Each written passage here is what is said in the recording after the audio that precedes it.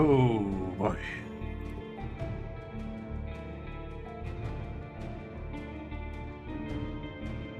And we're back.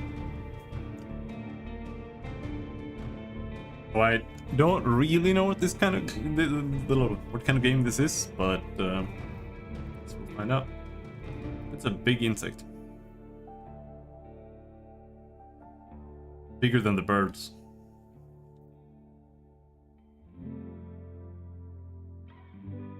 We marvel at the serenity of the forest and crave the shroud of its silence.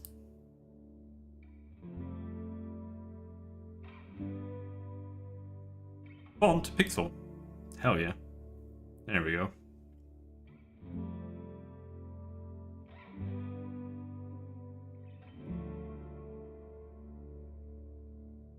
I don't want achievements. Or regulate.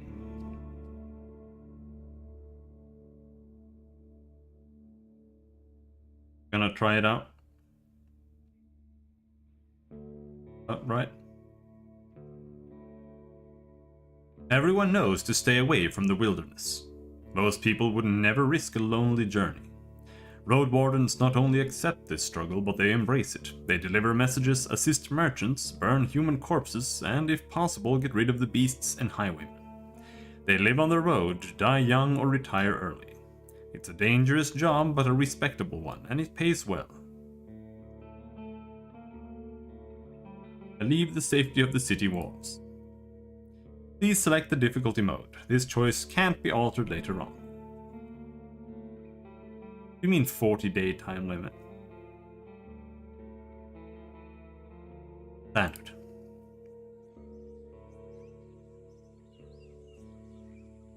The wall is still standing.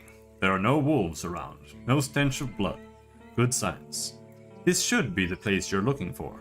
You were supposed to meet with a group of soldiers, but you hear no voices, no sounds of labor. The gate is ajar, but the camp isn't safe. It may keep away the goblins and pebblers, but not beastfolk, nor trolls, and the night is near. Your palfrey breathes heavily. It had a long day. 30 minutes before dusk.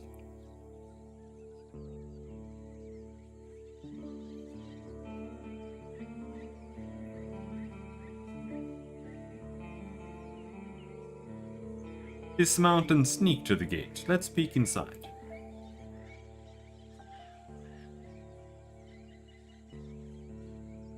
Your heavy boots hit the ground and the pain of the long ride finally catches up with you. You stretch out, bringing your back and legs comfort. All you want now is a table, decent chair, a nice mug of beer, and some warm stew. With any luck, your axe won't be needed here. Take care of yourself. If you're hurt or exhausted, some actions won't be available to you. The weaker you are, the higher the chance you'll die in combat. Approach the gate slowly. If it's a military camp, it doesn't look the part. Plenty of wasted space. The fire pit is cold. Two people are sitting at the table, tired and disheartened.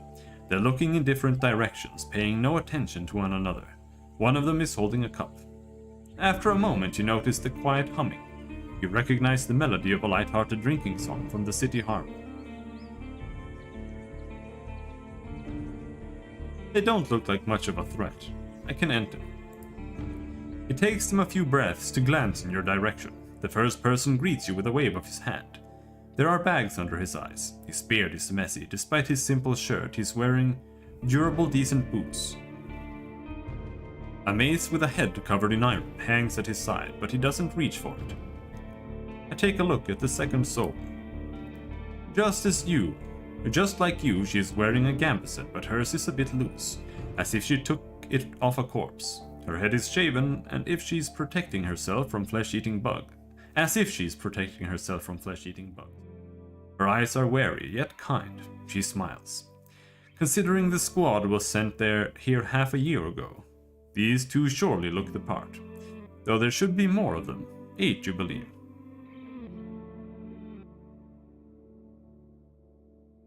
I ask them about their lieutenant. I let them speak first. It's nice to see an unharmed traveler in this godforsaken shithole. Makes me just a tiny bit hopeful. The bearded man's voice is strong, yet timid. You'll be staying the night with us, I guess. We're soldiers, he and I, adds the armored woman. Her moment switches from half asleep to relaxed. We'll do our best to keep the camp safe, but if you were to take the first watch, it would be a huge help. Travelers ought to help each other, wouldn't you say? You think for a moment.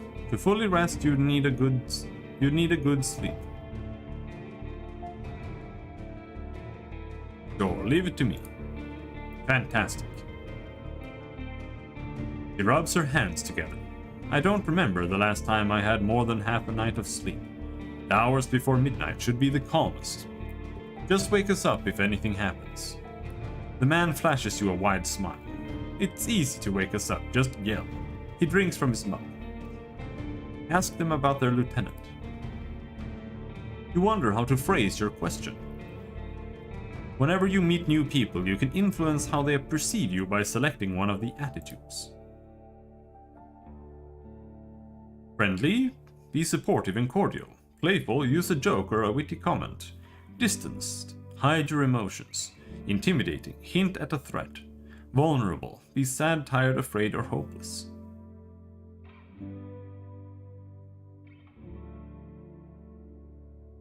Distanced, sure. I'm looking for your lieutenant. Okay, so we can see what we're actually gonna say to. I was hoping to meet with your lieutenant. Could we talk for a bit? Sure, you're busy, so if you could just introduce me to your lieutenant. I'm looking for your lieutenant. The woman stands up, dusts off her gambeson, adjusts the sword at her side, and rests her hand on the hilt. Her shoulders are straight, her eyes attentive. It be me, traveler. Are you in trouble? I'm fine. I'm your new Roadwarden. I took you for a wayfarer, to be honest, when you mentioned that your mount is waiting outside.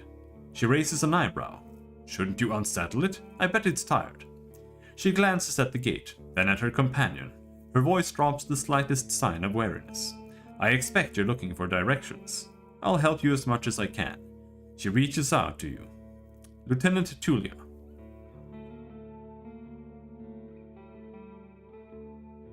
It may be a trap. I gesture for her to stop, pretending to be embarrassed. I should wash myself first, but you can call me... I don't shake her hand. Sure, I'll shake her hand. So, now, I'm me. Her grasp is confident. The shake is slight. Just keep your horse away from the tents. She steps away. We don't need to smell, it's done. Ah, there's this one issue. The soldier in the shirt also rises to his feet. We've no tent to spare. You'll have to use a blanket or something.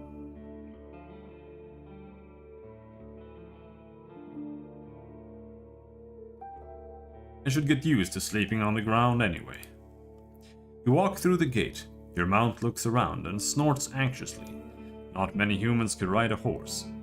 It's not only taller than you, but also bulky, as heavy as it is strong.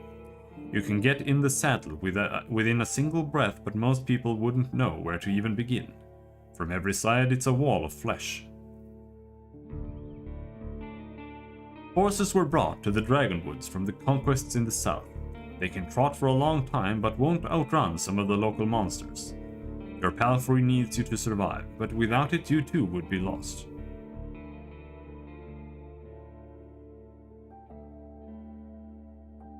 My only companion here, I wanted to feel at ease. It takes a few steps toward you, scolding you with another snort. You scratch the bottom of its neck with strength and confidence, just the way it likes it. Humans see useful animals and even pets as monsters in disguise. Getting emotionally attached to them is believed to lead humans to their doom. But you know that horses need companionship. I speak to it gently and lead it to the camp. End up next to the fire pit. Removing the saddle makes the horse nicker with relief. You take a couple of minutes to examine its back just in case. While the riding equipment is not that heavy for such a strong animal, with enough time it starts to chafe. You wish it had something better to eat than this shabby grass. You should look for an inn. I need to unpack. You haven't brought that many things, and you lost one of the sacks while fleeing the Crimson Corpse Eaters. Worst of all, you have no rope left, but maybe the soldiers could share one. Shouldn't cost more than a dragon bone. Aside from the travel set, you own a few valuable possessions essential for your trade. Fighter, Mage, or Scholar. I want to learn more about the 3 classes. I spent my savings on decent combat equipment. I have a fine gambeson, an axe made of steel, and a reliable crossbow with quarrels. I have talismans that help me use my powers, as well as an iron axe and a worn gambeson. I carry writing instruments and alchemical ingredients, as well as an iron axe, a worn gambeson, and a healing potion. Want to learn more? As a fighter, you'll have an easier time in physical challenges, thanks to your superior equipment and hidden bonuses during dice rolls. You'll be physically more capable than other classes, what opens unique opportunities during some social interactions. It's the best class for RPG beginners.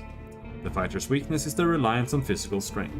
Your special abilities won't be available to you if your vitality points drop to 0. Mage uses Pneuma, a versatile but limited pool of energy points that can be spent to cast a few humble spells. Magic won't protect you better than a sharp axe, but as a mage you'll be able to heal faster while resting, detect magic in a mysterious area, distract a beast with a simple trick, and find a common tongue with other magic users. Using the mage's powers too freely will result in having no Pneuma left when you need it the most. The Scholar will know more about the world's mysteries than you, helping you take advantage of some unusual situations. Your character will impress the locals with its knowledge, and you'll be able to read the sparse written clues without anyone's assistance. Scholars struggle with combat more than the other classes, but with enough carefulness and exploration you'll gain access to alchemical mixtures that will help you escape from many dangerous situations. I'll be a fighter. Unpack and inspect your belongings. Your water skin isn't pierced, the spare clothes are still here. Just in case, you take a look at your wooden bowl and mug, your cape, tinderbox, bandages, food rations, knife, nothing special or too cumbersome. From time to time, your routine helps you avoid mistakes, but this doesn't make it any more exciting. Inventory. Unless you're occupied with another task, you can eat, food, drink potions, and use your items from this menu. Examine your possessions at all times. Supplies, merchandise. A pouch with coins. The city artisans make coins by cutting dragon bones into slices. They are valued by merchants, though rarely used in the countryside. Dragon bones, that's kinda weird.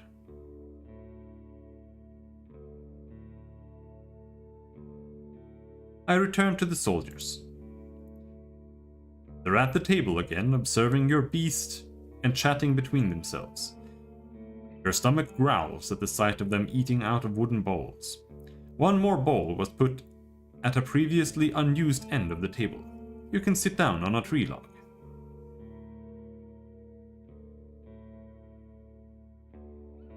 I join them and take a look at the meal. It is cold gruel, the meal eaten in times of hardship. This specific bowl is filled with water, hog millet, some strange-looking cereals, and blueberries. Welcoming you with a meal, even a humble one, is beyond their duty. Soldiers live with and for their companions, constantly on the move from one part of the realm to another, making sacrifices to protect their group as they face dozens of hideous creatures. Their lives are filled with discipline, hardship, and camaraderie. Roadwardens, on the other hand, learn how to work by themselves. They seldom engage in open combat, patrolling the same roads for years. They help the settlements stay in touch, but also maintain commerce, settle down, forge friendships. When there are no laws to follow, they use their own judgment. Different responsibilities, different lifestyle.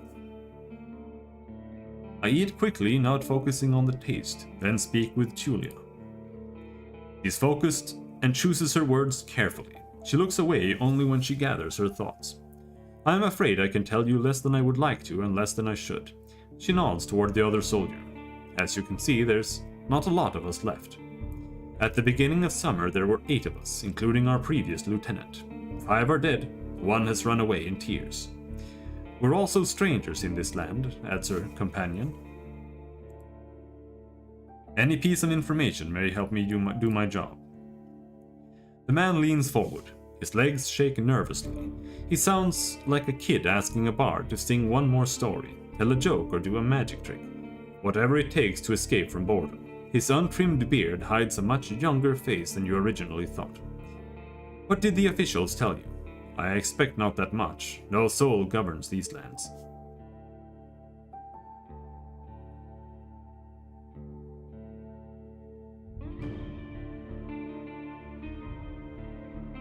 I share what I consider to be relevant. You tell the soldiers how little guidance you've received, since the area is too far away from Hovlavan. Keep it under control. You were warned that it's untamed and unknown. Who knows how many villages, bandits, or monsters may be found in these unmapped hills and forests. From time to time, new people come here to look for boundless opportunities. Most of them never return. Do they turn into walking corpses or find what they're looking for? No soul could tell me, so I was looking for your guidance. The lieutenant drinks from her cup and crosses her legs, ankle on knee. Seeing her chair makes you doubt. She'll ever find a comfortable position. Where should we start? I don't know. I've lost my rope. Could you spare one? You're in luck. She heads toward one of the crates and moves aside a large linen sack, revealing a rope. She brings it back and nonchalantly sits down on her chair. Take it. I was planning to leave it behind. Take a closer look. A fine rope. Regular rope made of hemp fibers.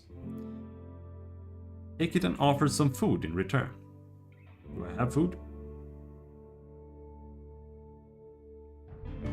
Julia leans forward and rests her forearms on her thighs, looking down with clasped hands, then meets your eyes. I'd normally refuse, but we need some decent food. Every day I'm searching through our growths, looking for worms and putridity. We foraged, but it's not a great spot. Some food rations will brighten up a foggy day. For now, you leave the rope on the table.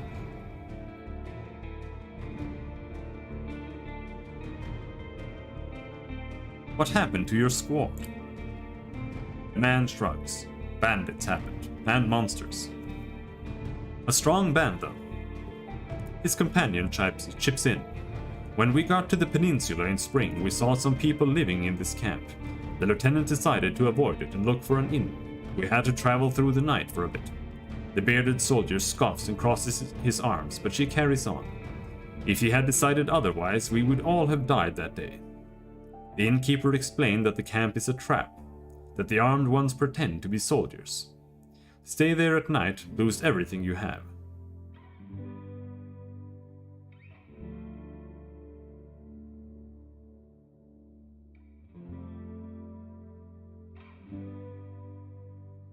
Yeah, that's just like this one. Sounds like slave hunters. Julia sighs. Very much so. They killed some and took others away. Who knows? Who knows where? They were letting the northerners go, hoping to avoid their wrath. It kind of worked, adds the soldier. We asked them for help, but they refused. We had to clear the entire camp on our own, and that's why 3 of our people died. Don't exaggerate, it's not like the lieutenant didn't make a mistake. He wanted to get rid of them and take over their camp, but we didn't know our enemy well enough. We were outnumbered and they had an ice mage among them. She looks at you. At least we cleared the road, saved lives. You mentioned monsters as well. Nothing that would surprise you. Those of us who survived the skirmish were young, too inexperienced to spend a summer in this place without a good leader, and they didn't trust me. One of them got caught by a treant. Another one ignored my orders to perform some sort of ritual hunt, so a werebear tore her to pieces. The last one tried to act tough, didn't tell us that he had cut his hand while cleaning his gambeson. She lets out a ghastly chuckle. We had to cut it off, and he was so ashamed that he decided to walk north, find a new life, disappear. Idiot. What a colorful journey. The man tries to drink from his mug, but it's empty. I stay silent. Julia seems defeated.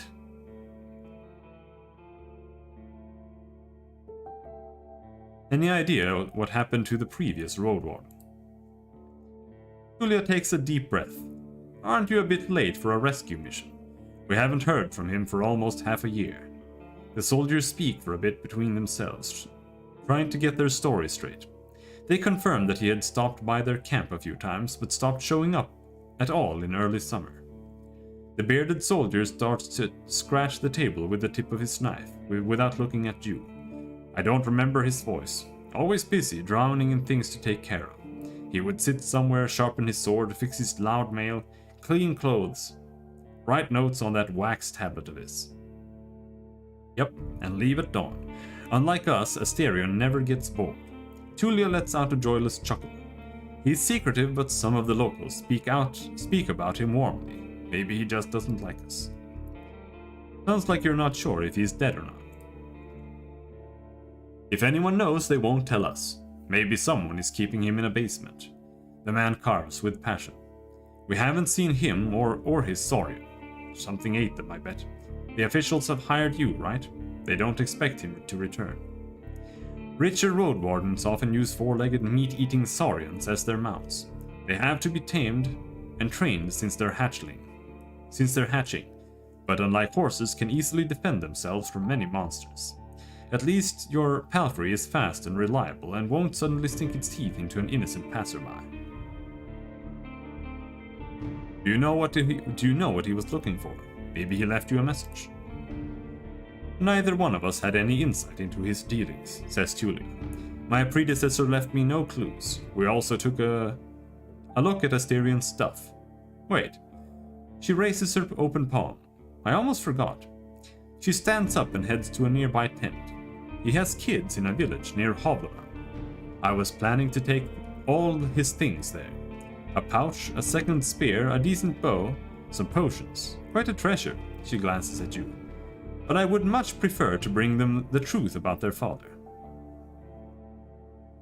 So you want me to find out what happened to him in exchange for his stuff? Here's the catch. She dusts off the hilt of her sword. We've hired a messenger to ask the commanders for further orders. Since she hasn't returned and you know nothing about her, she either ran away or something happened to her. She sighs with resignation. We are meant to stay here until fall. What do you think? Come see us, tell us what you've learned about the man, and we'll get back to Hovlovan together? You think about your real mission. You were planning to return to Hovlovan in the early fall anyway. If he's alive, I don't think he's going to be happy about me taking away all his possessions. True, but he is considered dead. I doubt he'd begrudge you anything. And who knows, you may just find his shell lying on the roadside tomorrow. He wears mail, uses a spear mostly, but maybe 5 feet tall, but stout. Long red beard, short hair, pale face, rarely smiles. She glances at her companion. But after he adds nothing, she sits down and stretches out her legs. So find out what happened to him. Dead, alive, left, just let me know.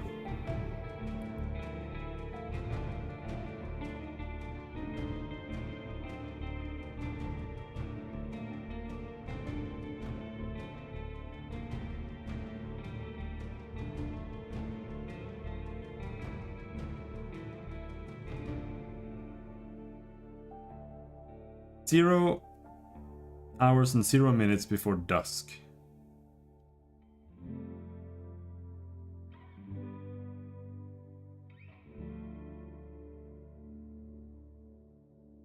What was your squad's mission? The lieutenant looks into your eyes. You know, the usual, making the road safe, keeping people alive. I explain that it may be important for me to know what they have tried to accomplish. I can't really tell you. Let's just say it would be nice to have a reliable outpost somewhere nearby. A place where you can always find a group of fighters willing to protect you in the name of the law. She tilts her head back. Now, if you have any other questions. What should I know about the peninsula? I'll tell you what I know, and you'll be the judge, says the lieutenant. How long did it take you to get here from the city? On a decent palfrey, I guess it would be 3-4 days? When you confirm, she continues. From here you can reach the coast in about a day, as long as you don't make any stops. Do you know the situation, why no ships can get here? You nod. The sea route allows Havlovan officials to keep in touch with the coastal villages, collect taxes, move the soldiers, collect lumber, and deliver tools. But maintaining order on a wild coast such as this one is like filling the ocean depths with coins. Because of the rocks, you can hardly stop a ship 5 miles from the shore and boats can't get much closer. She nods. I don't know much about fishing, but there's not that many people living by the shore, and they don't crave to stay in touch with the city folk. As she pauses, her companion carries on. No soul from the north ever came to the camp, but when we travel to the roadside inn, Pelt of the North, they're happy to trade and to play dice. Why not just stay at one of the settlements? The man clears his throat. I mean, you know, we're to guard this road. This camp is our post, and well, he turns towards Julia. She lowers her voice. Don't take it the wrong way, Robin, but are you a devout soul? Oh shit. Like most city folk, I believe that people should unite their strength to overcome the threats of nature and dark magic. Everyone will be judged for both good and evil deeds. I'm a part of the United Church.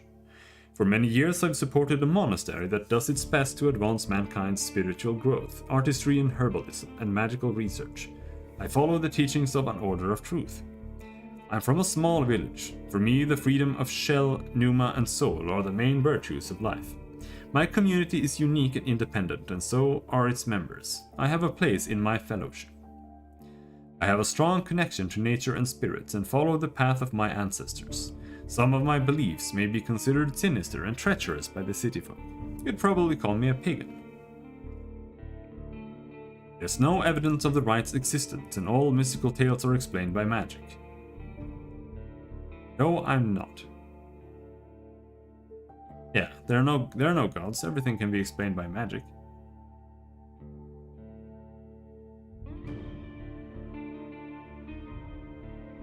I'm gonna go with this one. I'm from a small village. For me, the freedom of shell, pneuma, and soul are the main virtues of life. My community is unique and independent, and so are its members. I have a place in my fellowship. Oh, I see. She hesitantly looks away. I don't know much about that river of faith, but I'm sure we're not that different. I am a Unite myself, she says with a sort of pride in her voice. So she follows the United Church. The people here are disquieting. Every few words she taps the table with her finger, and their traditions won't help them negotiate with the officials. Here. She starts to draw lines with her index finger as if she is pointing at an invisible map. The peninsula is connected with roads like a big circle. In the northwest you'll find a weird village at a bog. It's not exactly pagan, I don't think. It even has a priest who claims to be an eremite, like yourself. They do crazy shit, her companions chips in. They use the dead to cut down trees and dig in soil. Once I saw it, I begged to never return there. I see. You have heard tales such as this one since you were a child. If an isolated settlement manages to survive without a city's influence, its customs and traditions grow more and more alien. Every generation learns how to adapt to the dangerous conditions they have to deal with, and the rustic pagan traditions muddy their river of faith. The United Church often warns its members about the crazy druids, necromancers, and blood mages. The bringers of doom, the traitors to humankind.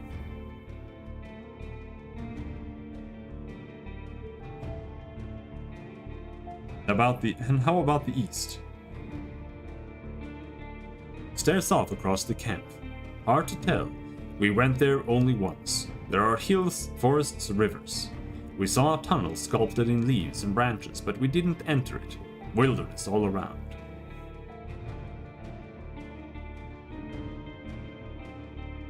Any monsters worth mentioning? Anything that could catch my mouth? We saw all sorts of beasts. The man starts to count on his fingers. Goblins, treants, cats large and small, runners, howlers, wolves, spike boars, mufflon eaters, griffins. But we managed to stay away. Some could catch up with most mounts. Julia glances at her companion. Though a palfrey should be fine. The trees are so tall that the flying creatures keep to the coast and mountains. There's not that many humans around, and the animals are busy fighting among themselves. They fight more for food than territory. Soldier cracks his knuckles. Don't provoke them and ride fast, just count on luck.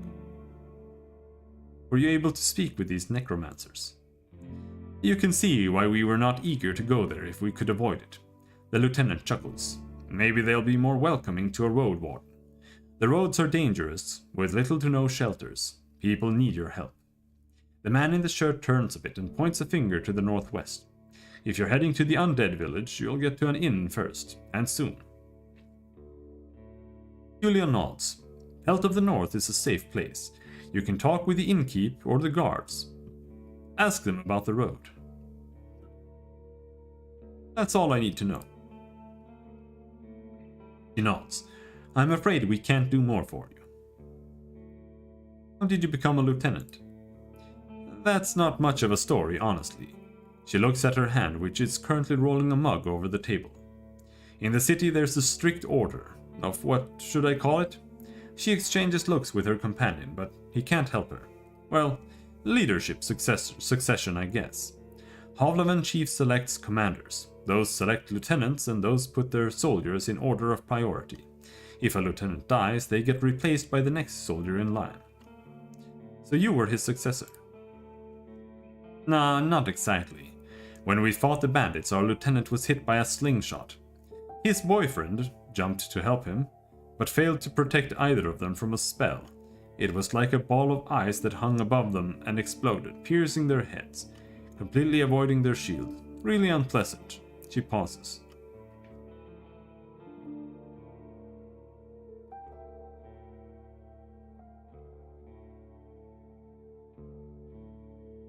And you were the third one in line, is that right? Basically, yeah, she says without enthusiasm. I didn't plan to become a leader, though. I'll get demoted once we return to the city. I prefer to follow anyway. Anything I should know about this camp? The story is brief. Some merchant built the camp to have an extra stop for mules and donkeys, just between the inn and the southern villages. There's plenty of grass here and a pond nearby. When the peninsula grew more dangerous, the camp stood abandoned, from time to time serving as a shelter for travelers. The bandits came here in spring, further paralyzing the exchange of information between the northern and southern settlements. Since these highwaymen are no more, the situation may reverse. Time will tell. You can sleep here whenever you want, the man concludes their tale, though don't expect to wake up without pain in your back. I know everything I need. Are you sure, says the bearded man. We may not be around the next time you come here. We should prepare for the night anyway. I agree. Julia sighs with relief. And may you do better than Asterion did. Stay vigilant. She winks at you, shattering the mask of a soldier. Thank you for your help. You go to the barrel and splash water on your face, which makes you even more aware of how much you need a bath. After the night it will only get worse. The horse is already napping, still too anxious to lay down. I prepare for my watch. The soldier in the shirt is eager to guide you. Just observe the area. There's plenty of griffins around, though they won't try to jump over the palisade. Probably. And better watch out for the apes. They climb up and carry out any food they can find. And there's this one really loud weir elk that keeps smelling the wall, though it has never tried to get in. He points at a gate. The lieutenant and I will block the entrances. They're quite heavy, so if anyone comes here looking for shelter, better call to us to help you out. And if this someone is being chased by wolves or anything, better throw them the rope instead. He scratches his head. If it gets cold, feel free to make a fire, and the best place is on the watchtower. You may want to put a blanket there or something. Watchtower? He gives you a long, puzzled look. Oh, here. He points at the pile of crates. Just climb up to the tallest one. Have a great view at the northern side, the more dangerous side. And also, I know you're tired after all that riding. He points at the tent on the other side of the camp. I can handle a couple of hours sleeping on the ground. If you wish, go there after me and rest. Just this once. At least I have a pallet inside.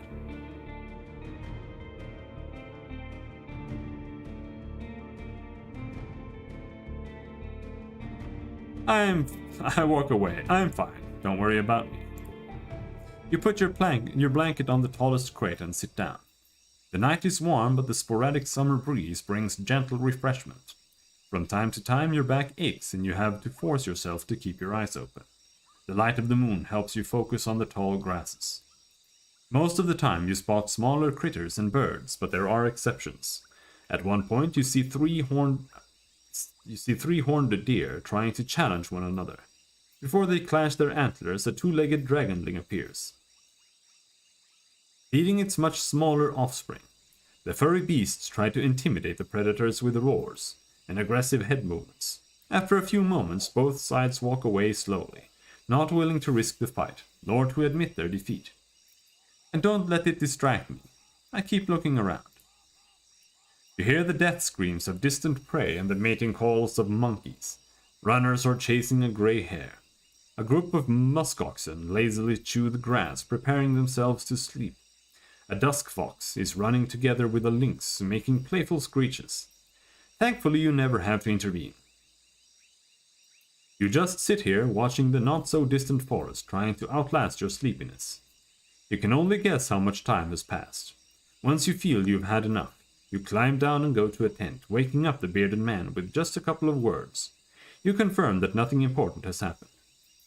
I look for a place protected from wind. I use my bag as a pillow, put my blanket on the ground and cover myself with my cloak. You aren't used to sleeping in such harsh conditions, but it's better than nothing. The weather is gentle. Maybe you won't catch a cold. The stars instantly inspire your dreams, both with their splendor and by making you look for patterns and shapes among them. Your job starts tomorrow. I focus on the real goal of my journey. The Merchant Guild wants to take control of this realm. Your wardening duties are secondary. First and foremost, you need to explore the peninsula. Learn about the territory, resources and threats. Get to know the locals, and if you can, convince them to consider negotiations with Hovlavan officials and traders. Could the tribes resist the soldiers or be a threat to the priests of the United Church? Are there any forbidden practices that need to be eradicated, such as blood magic, necromancy, robbery or slavery? At least I have time. 40 days to be exact. I need to be as thorough as I can. Once you finish your reconnaissance, you should speak with Julia and return to Hovlavan. There you'll report back to your employers and get your reward. In the meantime, you have your own goal to pursue.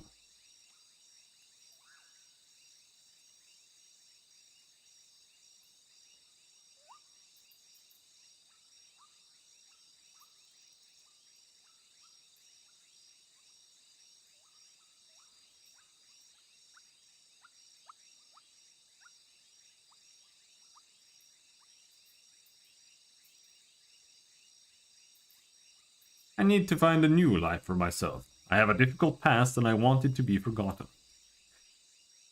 Your half-asleep senses are catching the sounds of the wild forest. Your instincts keep you alert and anxious. Though the pleasant, humid late summer air evens it out slowly, you can't travel during the night. Press the sleep button to rest. You're thinking about your goal, but you need to gather your strength. All I can do now is rest. Sleeping on the ground, your blanket won't be much of a bed and the palisade barely covers you from the wind. Sleeping here will be severely uncomfortable.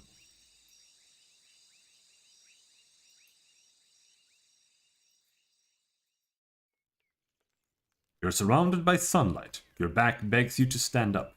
Before you fully wake up, you smell a roast. No burning meat. Burning rotten meat. Disgust crawls toward your consciousness. You stand up. Normally you would dust off your cape and blanket, but your instincts are stronger than your routine. Your horse is looking around nervously. Your bags are where you had left them. You see an open gate. I go outside to see what's happening. Both soldiers are standing near a humble pyre. The man in the shirt looks at it contemplatively. Julia is the first one to address you. Robin, she greets you with a nod. We used the horse's manure for the flames, so don't worry about cleaning it up. You see a corpse among the flames. It's impossible to tell if it belongs to a male or a female, but it was an adult. The burning process won't be over for a couple more hours. Or an undead? The latter. A young one. She lacked the pneuma to understand that she couldn't get inside the camp without climbing. I stabbed her with a spear from a safe distance. She shifts her weight.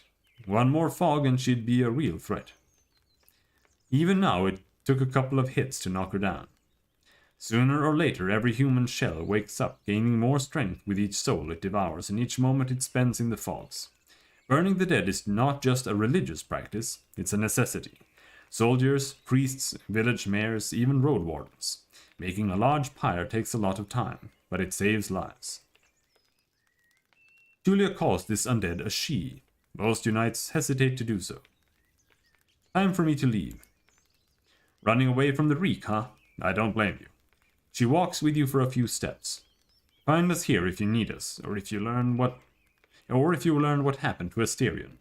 There's enough ground here for you to rest. Safe travels. These words make you stop. An old farewell marked in a number of songs and tales, but yet you hear no scorn in Julia's voice. You wonder how many acts of kindness like this one you're going to experience in the days to follow. She returns to the pyre. I prepare myself for the journey. You somehow miss the fact that your mount is already saddled and warmed up. You double-check the equipment, but you don't need to fix anything. Use the travel button to see the map and move to another area. You don't need to fix anything. The soldiers were diligent. Normally, preparing any palfrey for a long journey takes a lot of time. You put on your gambeson and make sure that your axe is tightly attached to your belt. Then get in the saddle. The palfrey nickers. Ready to leave. It's time for you to get to the crossroads, north from here.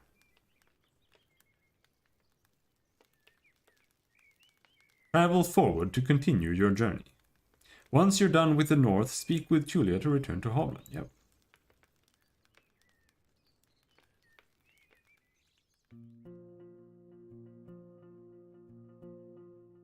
Even at a later hour, you wouldn't expect to meet any travelers in the valley. A warm summer breeze lures your mount forward. But the serene chirping of birds is quickly replaced by the distracting screeches and gurgles coming from further down the path. You soon find the pack of four-legged griffins. They're larger than foxes and merge the features of birds and furred beasts. Each one is of a different size, coat, and colors, and their temperaments are just as varied. Their fronts are covered with vivid feathers, while their rears have darker fur. Their wings are massive, making them impressive jumpers, but they're too heavy to fly. About 24 beasts are yelling, brawling, and chasing each other around, blocking your path. Inventory. My food. Can't eat right now? Okay. I consider my options. You can't enter the forest blindly. If these or other creatures were to chase after you, the thicket would be disastrous for your horse. There are reasons why travelers stay as close to the main roads as possible, and why adventurers move in groups. Usually the safest approach would be to stay where you are, and just wait for the pack to get hungry. It may, however, take up to a couple of hours. You're thinking about your conversation with Julia. You've got a lot to do, and time may be of the essence. If you have any vitality points, you can use the warrior's training to access unique interactions. Or force. Getting through them should be easy enough. I take my axe and hurry the horse. If we ride fast enough, we should be fine. I should stay here. Dice icon marks the actions that involve a random chance. I grab my crossbow. A light hit should be enough to make them scatter.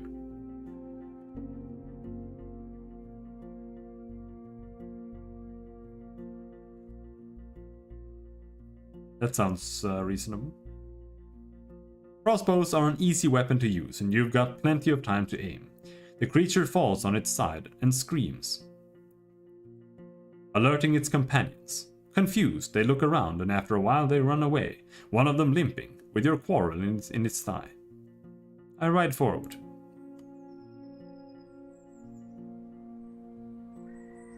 The road splits. According to what the soldiers have told you, you may find a safe inn by turning left. The forest to the right is lush and the trail overgrown. Kids used to have this song. How did it go? The harshest pathway leads to the dragon's lair. Those who search for treasure, do you truly dare? The signpost in front of you doesn't make your situation much clearer. It was put here by someone who can't write. For folks who can't read. Covered in old red paint, it points east. Blood there, as people say. Danger to be found. There's not a soul to ask for guidance. Can I eat here? Come on.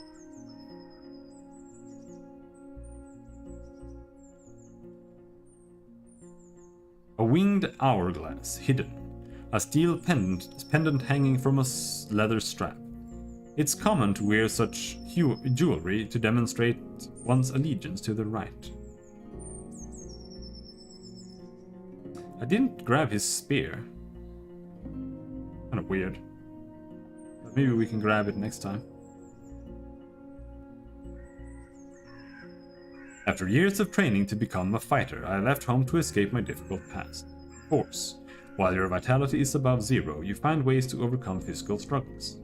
Advanced training. You have an advantage during physical interactions that involve a random chance.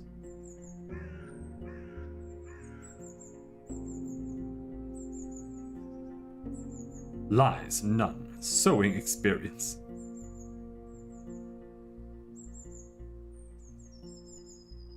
I look at my horse. What is his name? Soda. Obviously Gibbs. Gibbs is peaceful as you stroke its mane. Maybe it can't help you choose a path, but you've spent many years together. Happy to go on, it takes a couple of steps forward. You spot a few berry shrubs and wild cabbages, but they still need at least 2 weeks to gain maturity. Eat a food ration to increase your nourishment by 2.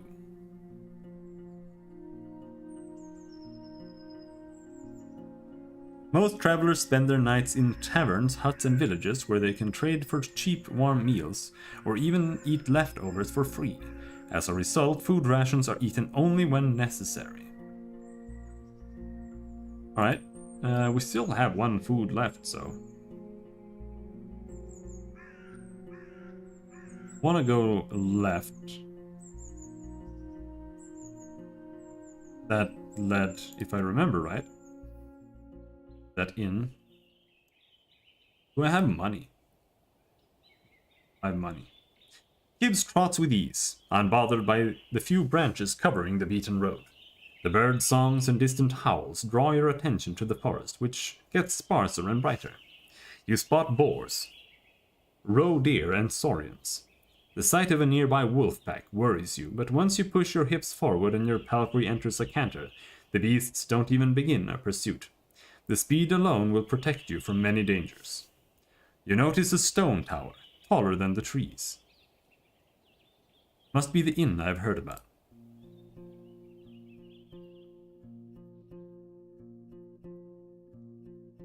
Inns like this one fits the regions traveled by merchants.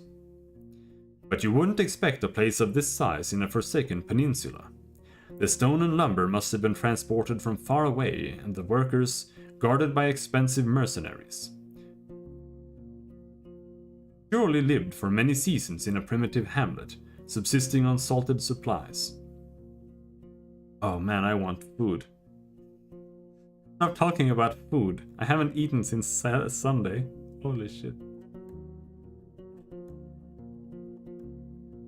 There are seemingly no cracks in the wall, and the building was whitewashed only a few years back. The road is wide and beaten. Dozens of souls could hide if not in the building. If not in the buildings, then at least in the yard. The expenses and labor put into this fortress were worth many trading ships. 3 armed people are on the ramparts, though you only see what's above their waistline. They're leaning on the parapet, right next to the gate, and you think you notice a glimpse of a smile. They wear gambesons, each one of them dyed differently, yellow, green and linen grey.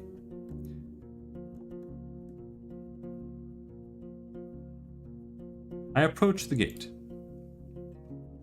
A woman in yellow armor leans forward, She has long, curly, disorderly red hair, pointing in every possible direction. This combination of colors doesn't work at all. In the woods, one would have to shout to draw this much attention. There's still a fair distance between the two of you, but she speaks loudly. I haven't seen a horse for years now. I just said that it's weird to see such a large jackass, huh? Her voice is young and strong, with an accent that reminds you of the villages spread around Hovleven. But no jackass would wear a saddle, I'd say. She exchanges a few words with a female guard wearing green, giving you time to move closer. Well, this one here says there really are donkey saddles. Say, traveler, how hard is it to ride a horse? Vulnerable.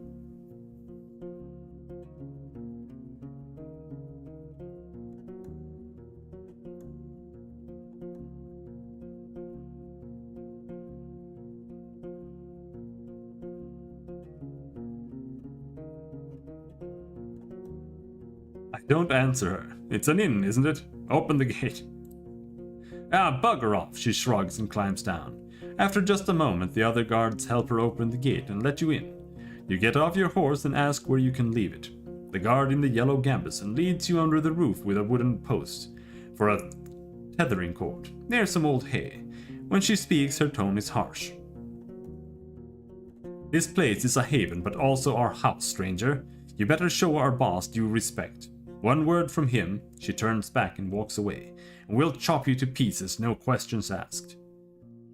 The other guards take care of various chores. They peek at your mount every now and then as they're splitting firewood, cleaning their clothes, weeding the garden patches, and moving chairs. 2 of them are making a rope, and some others are holding weapons. You head toward the inn. I open the door.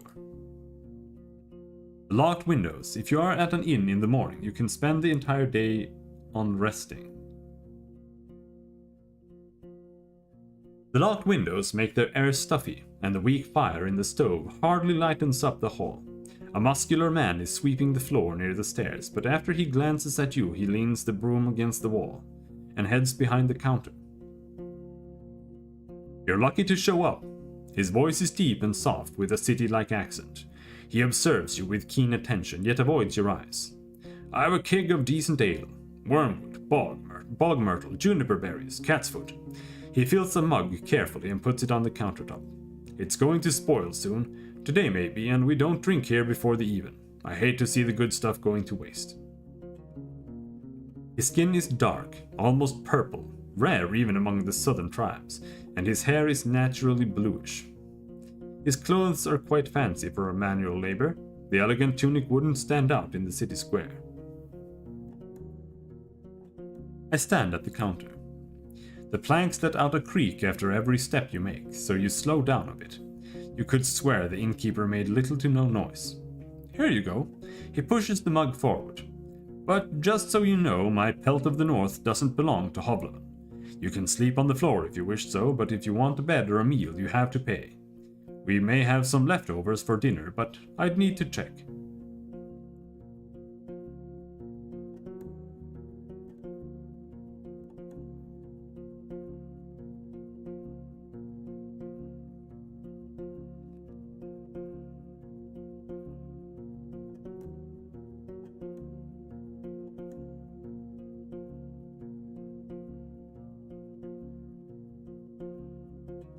Thanks for the drink. I see you know how to make friends with a Roadwarden.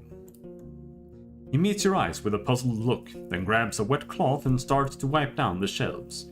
From time to time, your conversation is interrupted by splashes of dirty water in a wooden bucket. Well, nothing is truly free. I have work for a soul of the road, but I don't need a new mouth to babble. He speaks slowly yet audibly. I value my time. You should value yours. I drink the ale. The dark room and wooden walls of the mug make the liquid look as brown as a chestnut. The lay in spring hits your nose. What?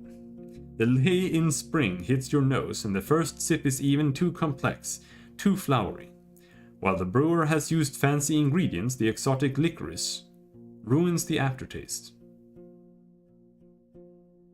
Now you know why there's so much left. Maybe it takes an acquired taste. Licorice is delicious though. Licorice alcohol would be nice. The innkeeper nods. I was hoping to see someone willing to patrol the roads. Maybe you'll help me with a worrying thought I have. There are brigands in the woods. Our place is a stronghold, so I'm not afraid of an open strike, but they've gotten more active in the last 2 years. One day they may steal our furs, and I've no doubt they're the reason why merchants come here only once. Having bandits around gets expensive. He rubs his hands together, camouflaging his paws. I want you to reach Howler's Dell, northwest from here. It's the largest settlement around, and I'm sure you'll get there sooner or later. Ask Thays, the mayor, about Glaucia. That bloodthirsty wolf of a woman. I've heard rumors about a raid in the north. If Glaucia's ready to break the truce with the locals, I'm willing to join forces with them to get rid of her band. He looks at a nearby dragon bone. Not too difficult, right? Just do it when you have a chance. A couple of days won't make much of a difference. I'll pay you 2 coins when you get back with the news. Fine? I nod.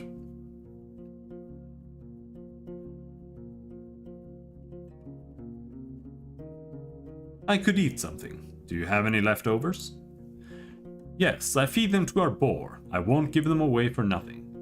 He tells you to wait, then leaves the building for a few minutes and returns with a wooden bucket and a long stick ending with a hook. Go through the gate and turn left. You'll see a bunch of bushes.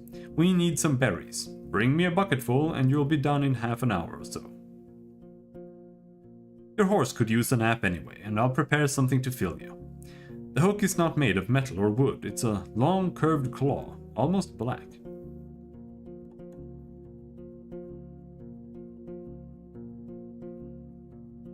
I reach for the tools. Half an hour. That's quite a lot for berry picking. The tools are cold, not too heavy. You notice a pair of thick gloves at the bottom of the bucket. The berries are not a problem. The innkeeper smirks. Unlike the snakes, better scare them away with a stick or move them with a hook, and protect your hands. The little ones won't eat you, but don't get bitten. I'm sure you know how to be patient. Fine, I'll go right away. You step outside. Kibbs is moving around slowly as far as its cord allows. At this hour the armorer's workshop is closed. I should go outside and forage for berries. The innkeeper knew what he was talking about. You put on the gloves and look through the bushes from a safe distance. It doesn't take long before you notice the first serpent lying on a rock somewhere in the thicket. The creatures are not that large, and even if some of them hiss at you or slither closer, the jabs of the hook keep them at a distance. You don't know much about these berries. They are round and reddish. You wouldn't trust a color even if you were looking for food in the wilderness. You wouldn't trust such a color even if you were looking for food in the wilderness. The plants don't have thorns, but the leaves are harsh, so you make sure to thoroughly cover your skin with your clothes.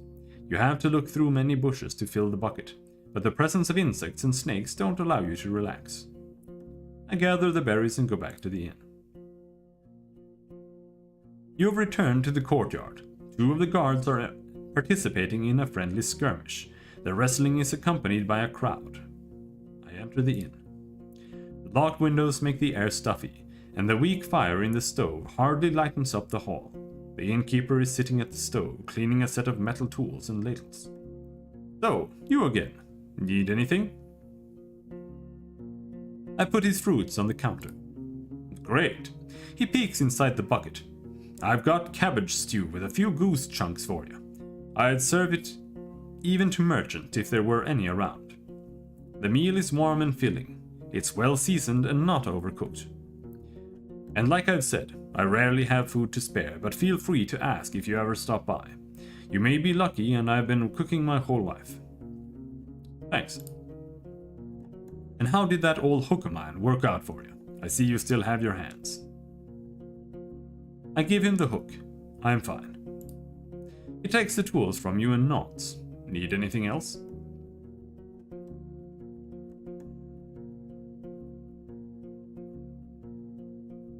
What can you tell me about the peninsula? What could anyone say? This place doesn't even have a name, unless there's an old book in an archive that no soul knows about. You know what? I'd call everything from here to the coast the hunting ground. He glances at your eyes. But it's not us who hunt, keep that in heart, but the beasts in all shapes and forms.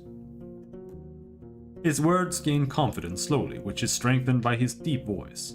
I've lived in this inn for over 10 years now, and I've only seen a couple of roads, a couple of places. It's just, once you get here, you see how harsh it is to hit the road. You have only more reasons to stay at the warm stove behind a wall, even if it's suffocating. He looks towards the windows. I'm sure you've heard a lot already, that the people don't build hamlets anymore. There are no more ibexes from the south.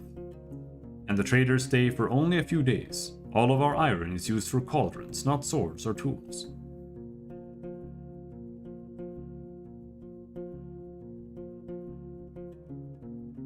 What will I find traveling west? Well, there are hills nearby. Then you'll find a village, maybe an hour away from here. It was destroyed by beasts almost a decade ago, nothing to see there. The goblins live there now, so most people just travel around it, and they say it's haunted, but who knows? Who cares? He crosses his arms and starts to sway back and forth, gathering his thoughts. You'll get to a large tree on the edge of the swamp. For the locals, it's sacred. You're not used to hearing someone mentioning pagans as if there's nothing unusual about them. There's a small path which leads to an old mine in the mountains. Nothing to find there, but keep riding north and you'll find Howler's Dell, set at a clean brook. Farmers live there, and mufflons and druids. They'll let you stay for a night, but they're not cheap. If anyone thinks my prices are bad, it means they ain't been to the Ape Ale Inn yet. He lets out a gentle smile. I nod. I know only a bit about the next settlement, Old Pagos. The soil there ain't too fertile, so they work in their quarry and help other settlements build things in exchange for crops. The forests and hills ain't too harsh, but the Seekers have a small monastery nearby in the mountains. I don't care much about them. They keep to themselves, and they don't pay well. Third village is unknown to me. White marches set at the bogs. I've heard it smells like a griffin's lair. I've heard a lot of nasty rumors about the place, but I won't share them. I don't want to be a lie spreader. So 3 villages, really. Howler's the ones near the Howler's, the one near the monastery, whatever it's called, and marches. Don't let their beds and palisades fool you, though. Weird people live there. Don't tell them more than you need to. You wonder if it's something he would tell other travelers as well. Are the eastern roads as tough as I've heard? Pretty much. Don't leave the main road, I'd say. Not so far from here you'll find an old dolmen. A few of my people had to spend a night there, and monkeys stole food and gourds from their bags. It was their fault. One of them had fallen asleep in the middle of his watch. But you know, the eastern forests are wild. The roads are rough. Almost no soul lives there. One day all these roads will be swallowed by the trees again. The furthest my team has ever gone was the home of the Enchantress. Just stay on track until you reach the crossroads, right near an abandoned watchtower. From there, turn east. You'll recognize the place. It's a nice home in a lonely meadow, surrounded by a wall. He looks toward the closed window, then at you again. Kind of like our walls, but simpler, without coating. She lives as a hermit, Eudocia. I don't even know how she survives there, but if you don't have decent coin, you won't find much there. So back to the crossroads. If you turn left instead, you'll see a road. People stay away from it. It connects the tower and the monastery, a shortcut between the 2 sides of the peninsula. I was warned by the locals not to use it. It already belongs to the beasts.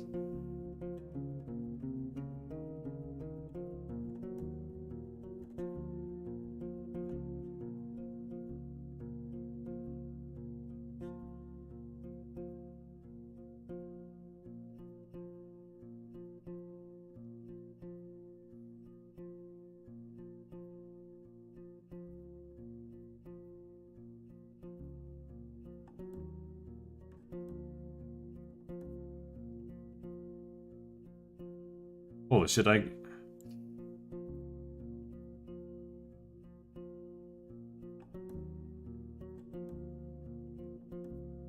Pretty much, don't leave the main road.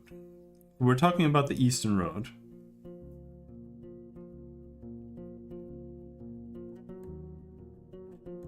The furthest my team has ever gone was the home of the Enchantress. Just stay on track until you reach the crossroads, right near an abandoned watchtower.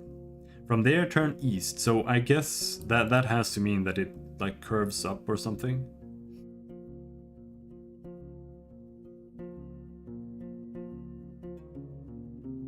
Can't turn east if you're heading east.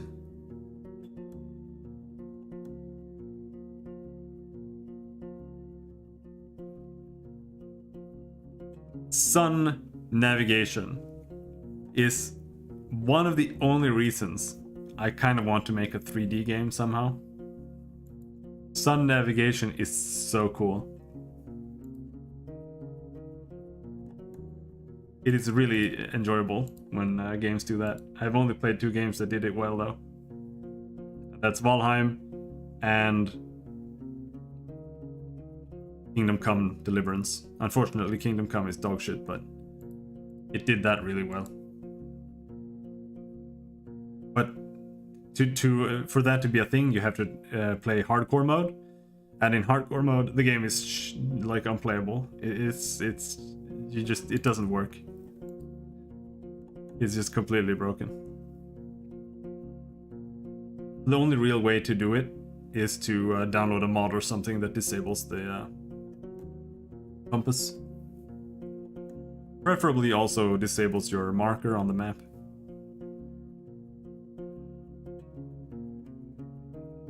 But that part was pretty fun. It actually kind of worked in Conan Exiles too, but Conan Exiles was also really awful.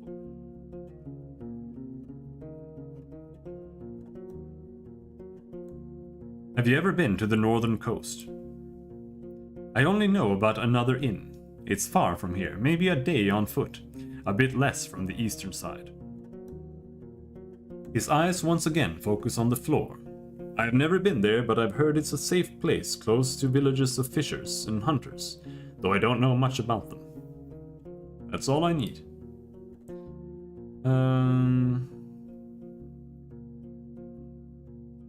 I'm looking for Asterion, the previous Roadwarden. Are you now? He goes to the table and invites you to sit down with him. I don't think I'm going to be of much help. He rests his elbows on the tabletop and grunts quietly to clear his throat. But I do want you to find him, so. When asked about his intentions, he measures his words. Asterion and I made a risky deal. Well, a very promising one. Last time he was here, he took 50 coins, my half of the investment. He knocks on the table with a fist, anxiously. If you get my coin, or at least find out what happened to the guy, I'll make sure you won't be disappointed after bringing me the news.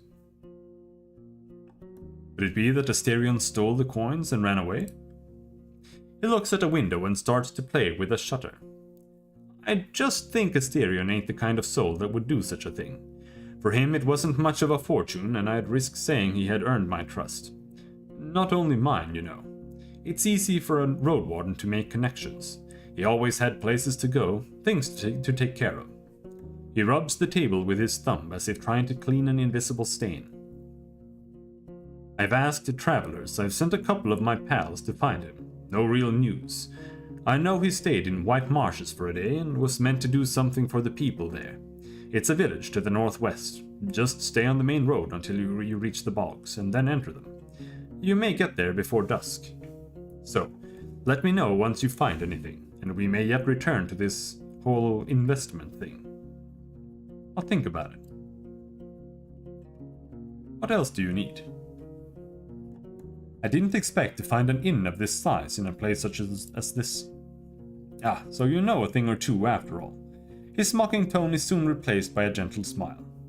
It was built long before we arrived. It didn't work out well for the previous owners. Once the war ended, they left. Not enough travelers, bad trade, the villagers stick to themselves. We, however, came prepared, and now we're prospering. When you ask him how they can afford all the supplies, he runs his fingers through his dark hair. I'm not against running an inn, but we don't rely on guests. We're the ones doing all the trading. My hunters are a clever bunch and stay safe in the forest. In exchange for furs, claws, and bones, we get what we need and more. Both from the south and the north. He relaxes in his chair. We have a good life here. We spent a whole lot on armor, crossbows, lumber, spears. But in another 10, maybe 20 years, we'll have enough savings to move to Hovleven and not work for another day of our lives. We take risks, but smartly. The team is stronger than ever, and I have big plans for us.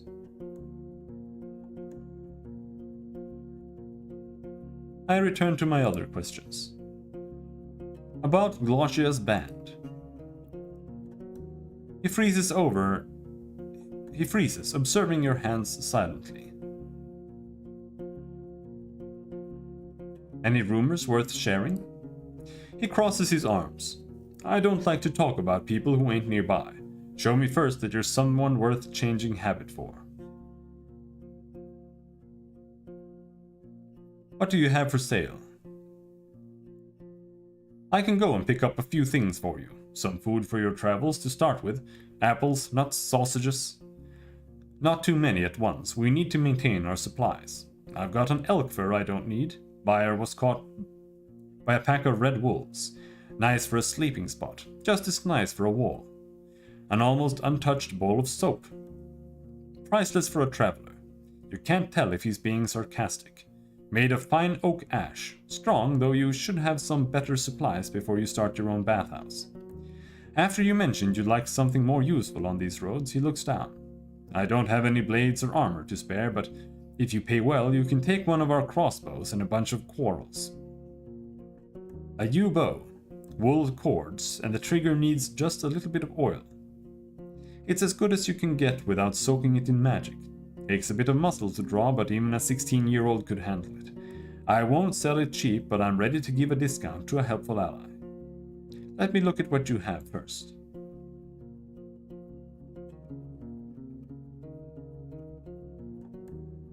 Food rations. 3 food rations, holy shit.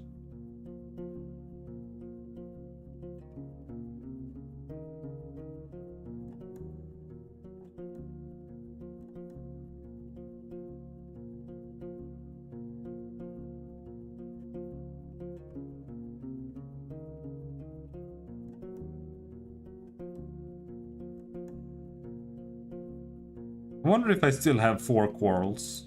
We might have 4 quarrels.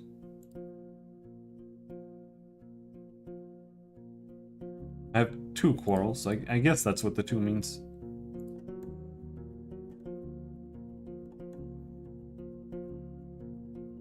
We can make do with that for now.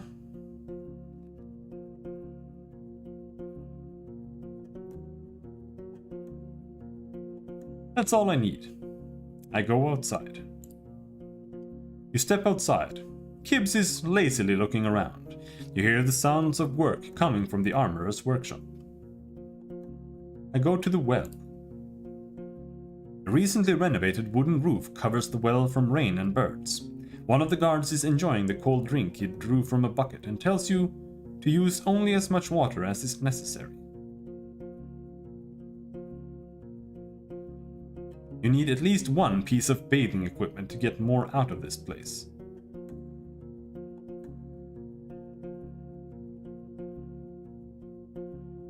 Show me your wares. Let's buy the box of soap then.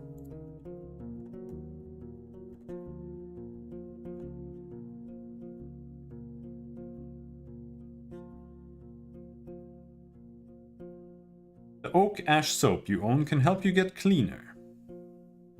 I wash my shell.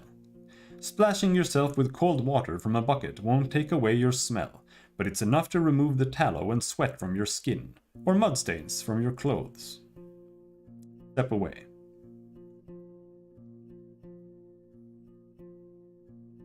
Travel. So we just continue this path. The road uphill meanders, slowing you down and forcing you to pay close attention, not only to the shadows of the trees, but also to the tight rocky passages. You can't help but notice a few caves and fine ambush spots. I keep an eye out for any sign of life.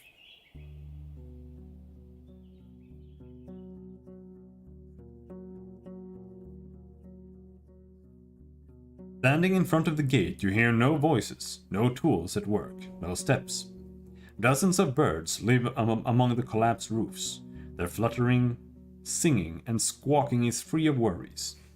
If you want to travel any further, you need to ride around the palisade. Searching the ruins may take a lot of time. The broken gate in the north will lead you to the village. The sound of a gentle river reaches you from the east, where you see a saggy fence surrounding an overgrown pasture. Behind the burnt building in the east, you see an oddly barren field.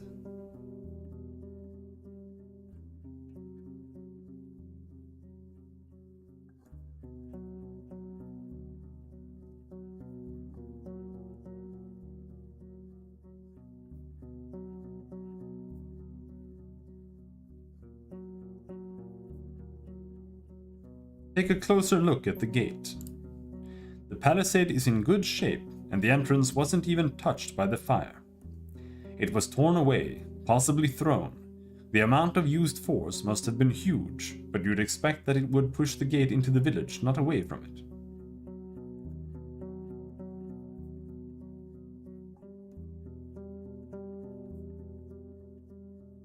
You don't see any marks of a dragon bite. A troll could toss such planks, but after so many years you see no paw prints. A mage? You can't really tell. I approach the building near the field.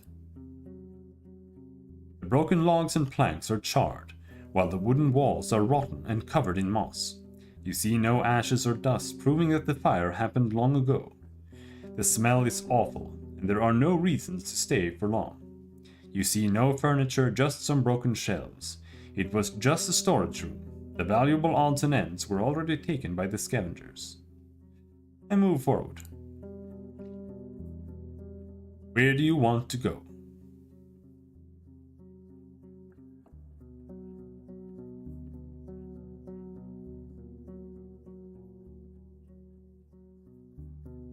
I explore the southwest part of the village. The buildings, some of which have collapsed, are made of wood, now charred and rotten. You spot claw marks on the walls, especially close to the doors and window frames. They could belong to a dragonling, or a large wolf, larger than the grey ones, or a corpse eater, and too many options to make a guess. Yet no beast remains in sight. You find the remains of clothes, furniture, odds and ends. Only one object seems to be of use. A basket-like fish trap made out of vines and willow branches. If a large fish swims into it, it won't be able to get out on its own. It's quite large, but I can fit it on my saddle. You feel a slight aching in your stomach. Oh no. Where do you want to go?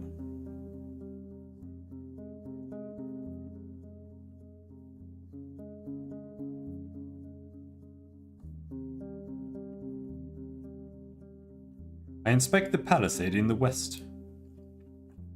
Tracks of human footwear and many more ape footprints cover the path formed around the palisade's breach. As far as you can tell, the freshest footprints lead to the village. The wooden stakes spread on the ground are rotten, covered in mushrooms, small flowers, insects, and worms.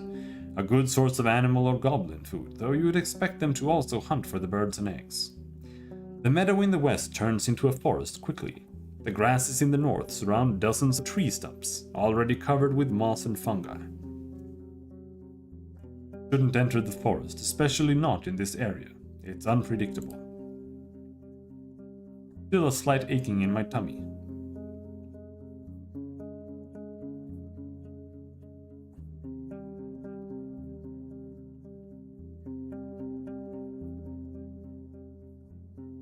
I inspect the clearing in the west.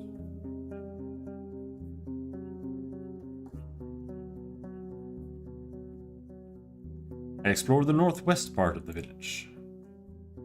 The colorful grass covers the entire fenced pasture. A large stone placed in the middle suggests it could be a playground for ibexes, or maybe it's just an old garden.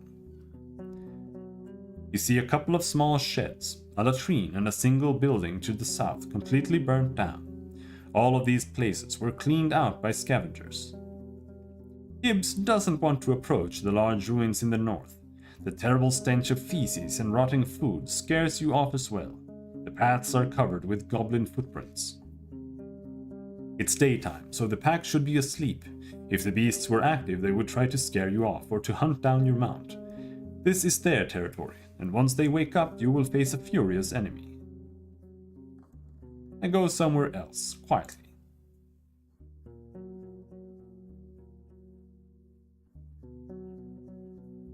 I go to the main square. In every village, the main square is the fanciest area, meant to charm the travelers. Yet this is way more than you expected. The houses are as big as in Hamleven, and the paved ground took a lot of work and materials. The walls, now charred and riddled with holes, are made of an expensive coated wattle. The tiles for the roofs also had to be brought here from a different settlement.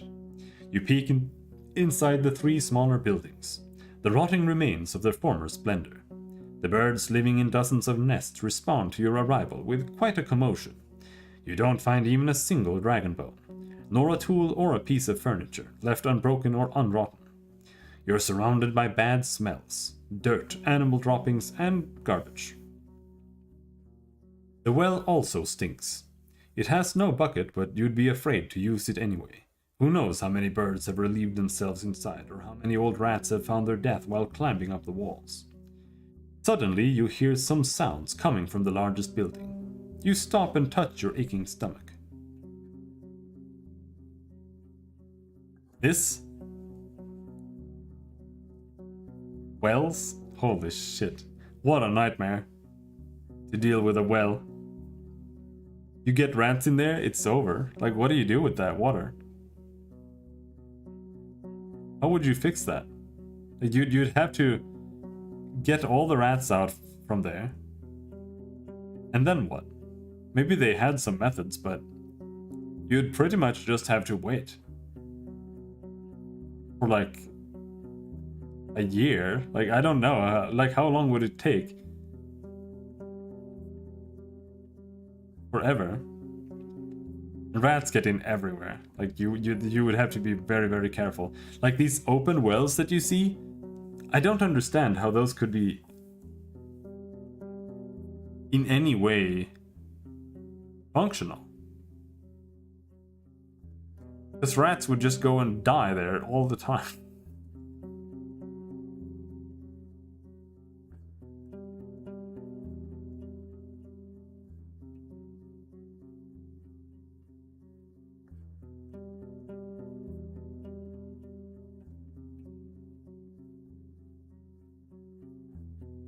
Strange. Might be worth researching.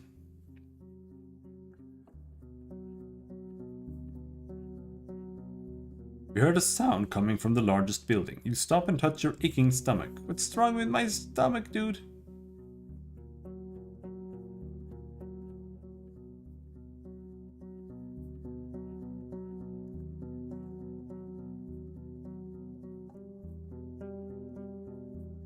I should check it out.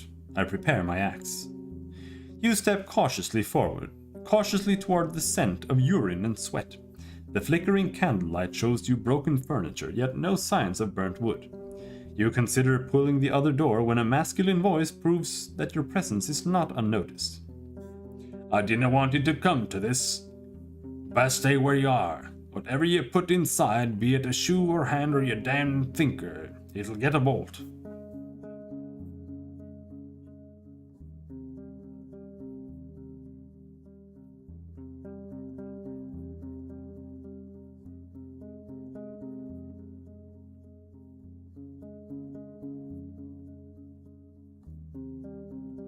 Relax, stranger. I'm a Roadwarden. And you chose this place to visit from all that there are. Even outlaws don't come here. He pauses, then goes on before you respond. It may be you're telling the truth, so let's say this. My little ballista here is all pulled and ready. I won't do anything stupid, right? No running, no jumping around. Show your hands. The man's voice lacks confidence, and his accent is tricky for you. He could be from the distant south, but as long as you don't speak too quickly, you understand one another. You don't hear any other movements, breathing, voices.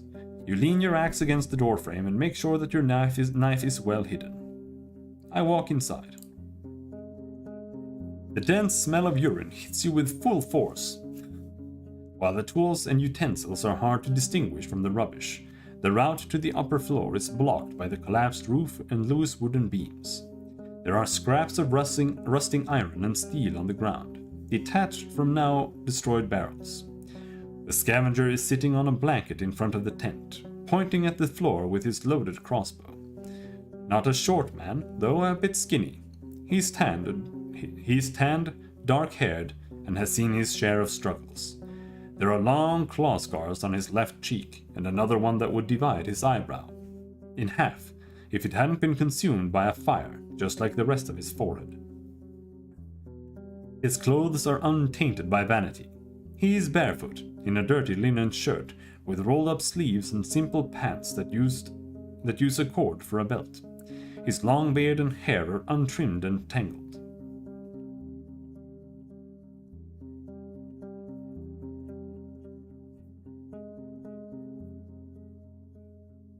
I stand near the door, watching his weapon. I am prepared. He follows your gaze.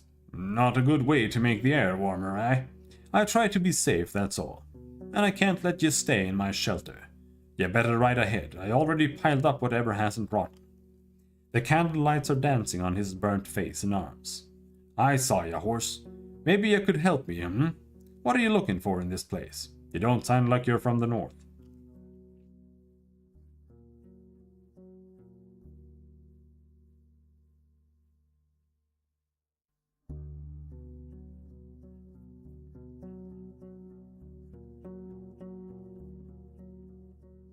I need to get to know the peninsula if I'm going to patrol it. I'd better stay away from the eastern paths. No shell rides there anyway. Even the west and the coast have roads like moose crap. I've traveled and peddled for years now, you know. I wait for some group to join, and here, people don't travel or know damn anything about any place. Just a waste of time, I tell you. A long pause. Listen. He scratches his thighs nervously. I'm hungry. So damn hungry. I can't hunt or fish with all the ape men around.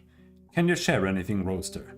I may be a drifter, but I wouldn't beg if I had not lost my bags on the road.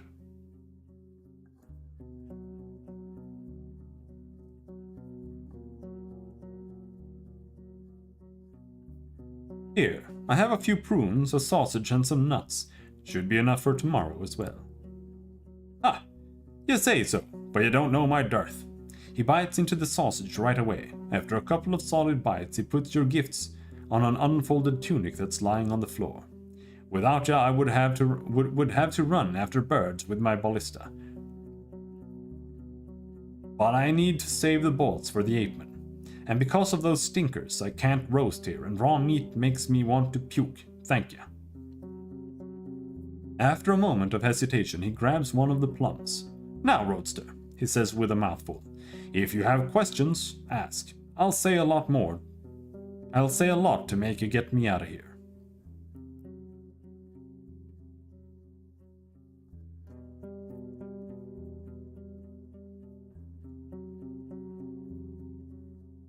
How do you keep the goblins away? I've got a trick or two to keep me safe. A little something that scares them away even without magic. But tell you what, his smile turns into a wide grin. Help me get out of here and I'm going to share some of it with you.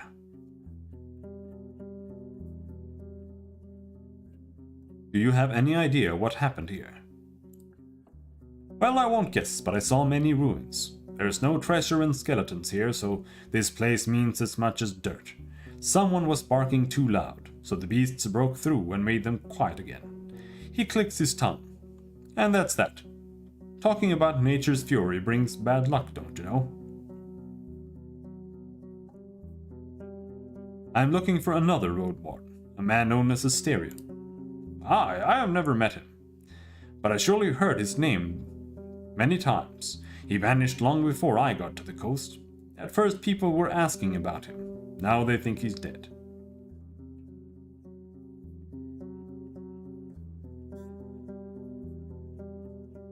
I've heard about some bandits. Have you seen any hideouts nearby? Nah, I think they're in the north. Or east. I stuck to the western road and no shell bothered me. Sorry, I can't help you. I should ask him what he wants. Where do you want to travel now? And what will you give me for my help? Let me explain. First, I was in Howler's Dell, the closest village to the east and north, and people there are nice, you know. Not like in old Pagos. They're all boring and grimmer than a crow. But they cry coin for everything, and damn good coin. I left, wanted to look around the ruins, see if there's anything left, then moved to Pelt, and hire the hunters to help me here. No luck. A bunch of griffs jumped my packbird. I just bought it. He spits on the floor. Fast and nimble, but not brave enough to listen to me when all that screeching and scratching started. So it ran away with my bags. A few fell on the ground and I pulled them here. But you see how it is. I won't travel around with a tent on my back. He taps the crossbow with his fingers. I need maybe a day more. Aye, just a day, and I'll have all the iron scrapped from the barrels so I can move forward. But I can't take all my stuff alone. And without me around, the apemen are going to break in and steal all my shit. I need to stay here. But since you have a horse, come back tomorrow and help me return to Howler's Dell. How about it? I just need to know that the road is safe. As safe as it can be, I mean. What exactly do you want me to do? I need you to make sure there's no danger hiding on the road from here to Howler's, or rather, I know there is some danger, but as long as you can get there and safely return, I'm sure we can handle some roaming monsters. He theatrically rubs his hands together. This ballista has hit more beast skulls than I have fingers, and I have never lost a finger, Roadster, only the toes. And maybe to prove it, he starts to count on his fingers. So, see if the road there is clear, then come here tomorrow. We'll pack my stuff on your horse and move out. But don't come when it's close to evening. We're going to need 3 hours on our feet and I won't push through the night. Even sleeping next to an apeman tribe is safer, he chuckles. And don't make me wait for too long. I can wait for a couple of days if I find some food. If you don't get back. I'll have to risk it, no matter what. Why Howler's Dell? If you want to go south, we should travel to Pelt of the North. I mean, I see your point, but I've never been there. Can they afford my iron? Do they have means to pay for it? I need coins to find a handy bunch that will walk south with me, and I need a new staff and bolts. I know the village. It's a nice place and even has a smithy of sorts.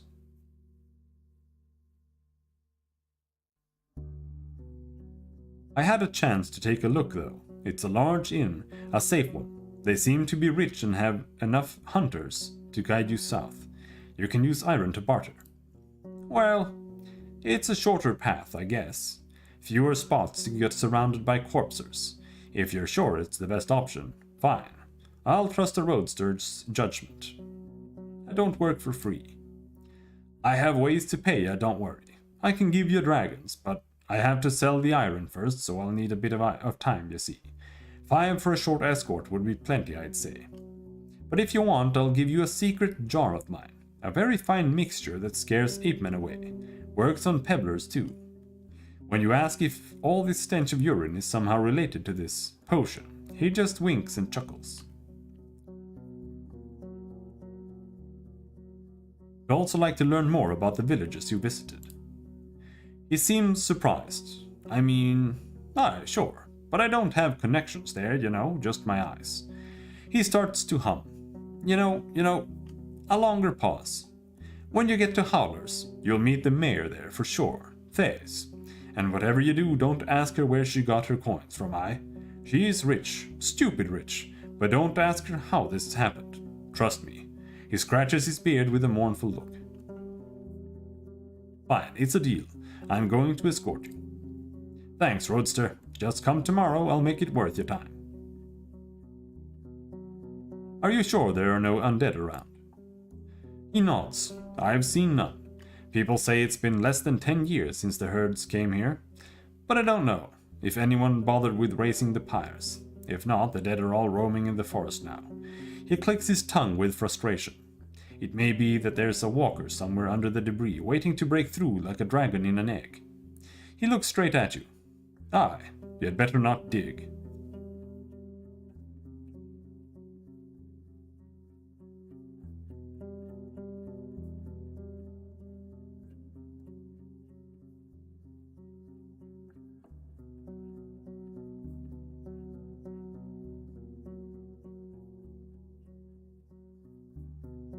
I was in Howler's Dell, the closest village to the east and north.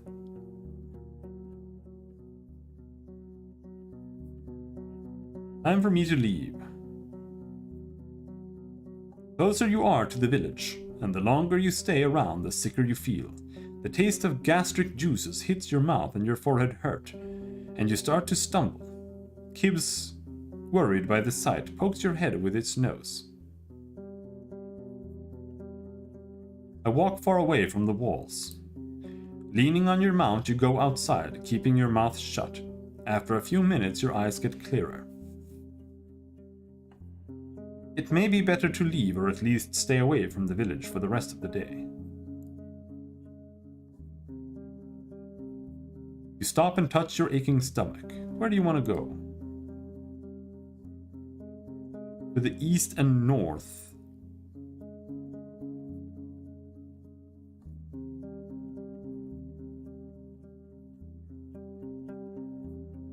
So that's all we've got there?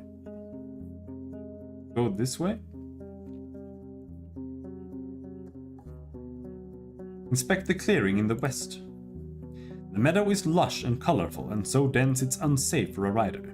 For a couple of minutes you lead Kibbs with a rope, avoiding the potential disaster in case of a hoof falling into an animal den. Being forced to travel around the palisade every time you get here is going to be a pain. Most of the tree trunks look similar and have a comparable size. They were most likely planted with the sole purpose of being cut down and used by the locals, though cutting so many trees at once, that alone could provoke the wrath of the herds.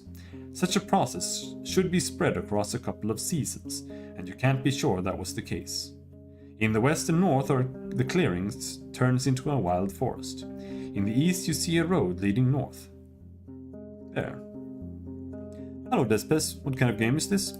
This is a fucking visual novel. That's what this is. I leave the clearing.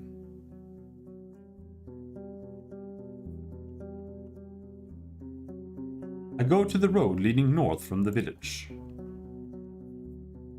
You're at the closed northern gate. The neglected road is partially overgrown. You hear a river in the east, separated by the lush meadow filled with crickets and rodents. I take a closer look at the gate.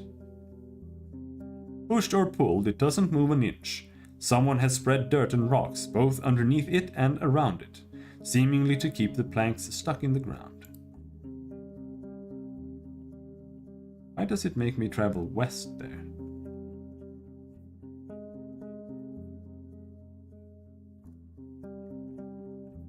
I head to the river. You see a quenching family of boars. Some of them brown, some black. You consider turning back, but they pay you little attention. After a couple of grunts, they run north. The river is not too wide, yet unusually deep, with banks altered by the locals for decades, if not centuries. The water is cold and clean, yet filled with long plants growing from the bottom. You would rather avoid jumping inside or drinking from it, but you're tempted to do at least wash your face, neck and hands. Dozens, if not hundreds, of small fish are looking for tasty leaves, but also try to avoid their predators. A dance of life, completely unaware of your presence. You suddenly realize there's something else buried among the kelp. A rusty sickle sticking out of the ground. A couple of stone axes and hoes. The wooden handles and a large wagon are covered with moss, but you recognize their shapes. Why would someone drop them here? On the opposite bank, the meadow turns into a thick forest, impenetrable for a rider. I turn back.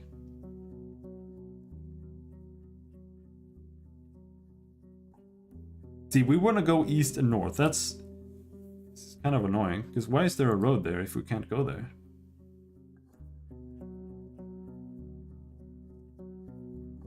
Because to the west it said that there was a forest. You enter their wetlands. With their many streams, ponds and fish, large birds run and fly between the grey sparse trees that are covered with moss, mushrooms and critters. For a human it may be an unwelcoming and harsh realm, but the overwhelming swarms of insects prove that it's a realm full of life. The danger, with teeth and claws, is hidden below the water's surface. I stay away from the banks.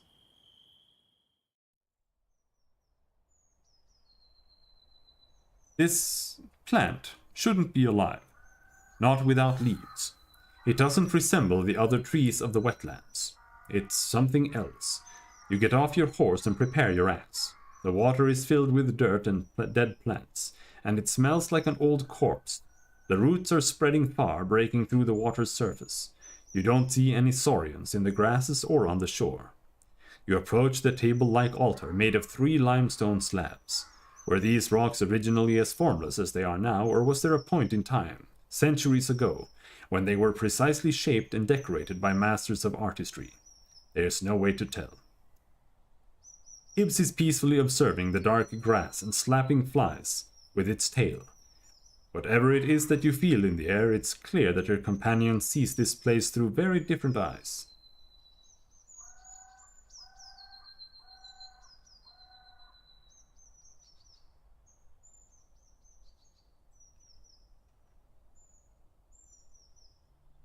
I smile and scratch the bottom of its neck. Go ahead, I'll look around for just a moment. You don't see any creatures nor humans. I approach the altar. There's clumped dirt in the uneven nicks fused by years of winds and rains. The bottom surface of the table is dusty, but you don't find any spiderwebs or mold, even though it's a perfect spot for them. The tree roots cling to the altar in many spots. They're firmly attached. You struggle to move them even by an inch. The cream-colored limestone is cold and smooth. I look into the water. You step cautiously. Without knowing how deep it gets, you have to consider that a saurian could be camouflaged in the mud, waiting for a victim to get near. Since you don't plan to kneel down and drink, you're hoping to dodge a potential strike. Once you get close, you start breathing again. While the water is dirty, it's also shallow. You see the vegetation, swimming insects and even small fish. All of them stay away from the tree roots, which look like a spiderweb covering the bottom of the pond. Aside from that, you don't see anything that would catch your attention. I take a closer look at the roots. You kneel in front of one that's lying on the shore. It's brown, covered with hair that resembles that on your arm. When you touch it, it's moist, soft, and warmer than you'd expect. I stand up. Keep traveling north. You slow down. Among the shrubs, a small pack of dragonlings is feasting on the carcass of a grey auroch. One of them, with red feathers on its arms, straightens up and gives you a curious glance. Its head tilts left and right, forward and back. It screeches at you, but doesn't move forward and returns to its meal. You wonder what would happen if you were on foot. Would they let you be, satisfied with their prey, or would they run after you? But if so, for what reason? For now you have enough space to move forward, yet stay safe. The powerful jaws break the monster's bones loudly, then bite off and swallow chunks of meat. I ride forward but keep my distance and look over my shoulder.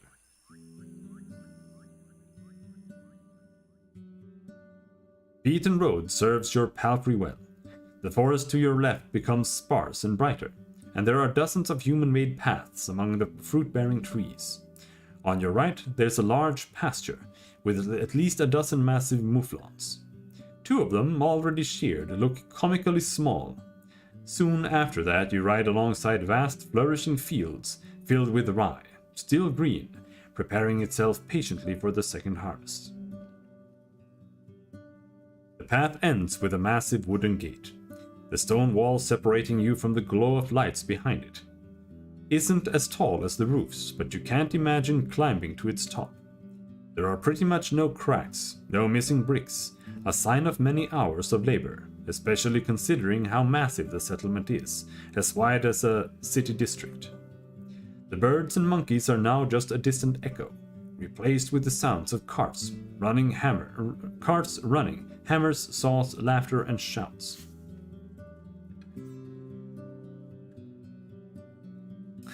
Sigh, I don't feel comfortable in large settlements. Let's get this over with. A young man is leaning against the closed gate, covered by its shadow. He is young, tanned, and has a short, elegantly trimmed red beard. Beneath the green gambeson he wears an expensive tunic decorated with colorful trim. From his arms hangs a steel helmet, though the metal is so thin that it's mostly made of wool and leather. He moves into the light and takes on the posture of a disciplined soldier, not a mercenary. He is standing upright with his chin up. There are 2 weapons on the ground leaning on the wooden beams of the gate, an axe made of steel and a wooden club. He doesn't reach for either. You dismount smoothly. Still having some vigor left, Hibbs holds its tail high. A narrow path leads north, toward 2 field workers, one with a hoe and one with a pitchfork. They wave to you. You can't see their faces, but their clothes are simple. Grey pants and vests made from hemp and wool.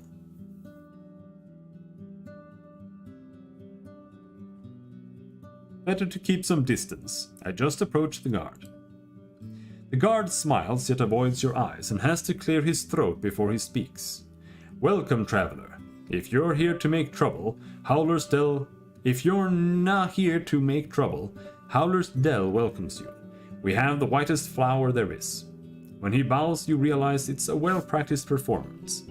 If it's new garments you're looking for, you can order everything you need right here in all colors, shapes, and sizes. Capes, boots, vests, robes. Or if you're yourself a master of the needle, I can assure you we have the fabric you're looking for. His act is over and he glances at your mount in a moment of silence. His eyes get wider as he observes it with a childlike fascination.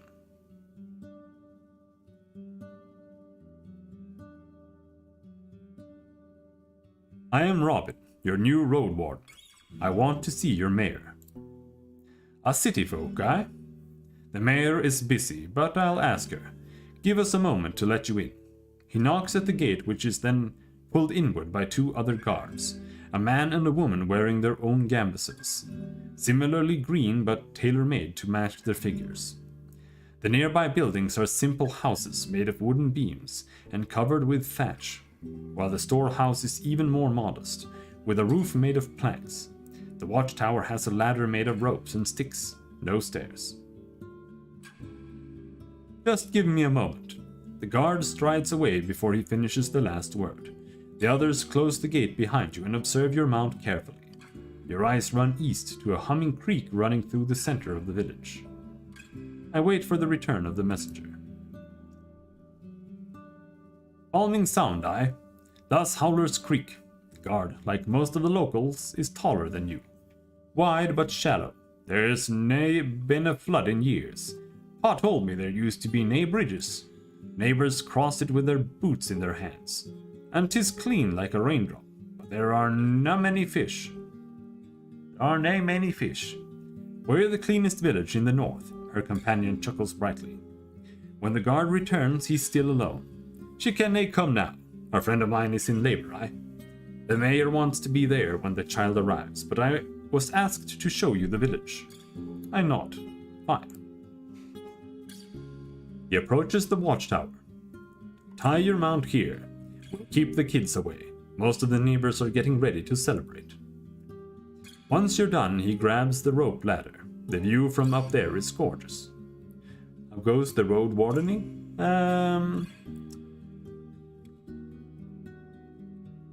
There's a lot of text. But I'm still waiting for the game to start. Because I don't feel like we've really had a lot of choices yet. I feel like I'm still kind of railroaded. It's fine for the moment. He approaches the watchtower. Tie your mount here, blah blah blah blah blah. Once you're done, he grabs the rope ladder. The view from up there is gorgeous. I nod and think of my knife. If it's a trap, I'll get him first. I climb after him. Even though the ladder swings in all directions, the guard gets to the top quickly, like a monkey climbing up creepers. You, on the other hand, need to stop and wait for the ladder to calm itself. When you join the man on the wooden platform, you're a bit dizzy. He's leaning on the wooden parapet, observing the area with a smile. I look around. See? There's nae place like Howler's Dell. The guard points in every direction. giving you no time to contemplate. For the next few minutes he describes the fields and their crops, the flocks in their pastures and the shepherds inspecting the fences, the ancient garden of trees and bushes larger than the village itself, the sunlight dancing on the stream to its own tune. If you are to believe everything he describes, this place has access to everything in abundance. The sweetest honey, the most fragrant bread, the softest wool. Even the beer. 'Tis excellent. He sounds like a city merchant who's trying to sell an old house.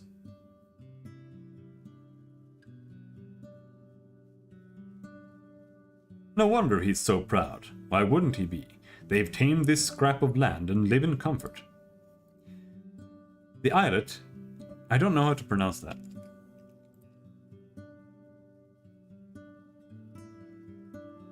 Islet. Like, is it, do you pronounce the T?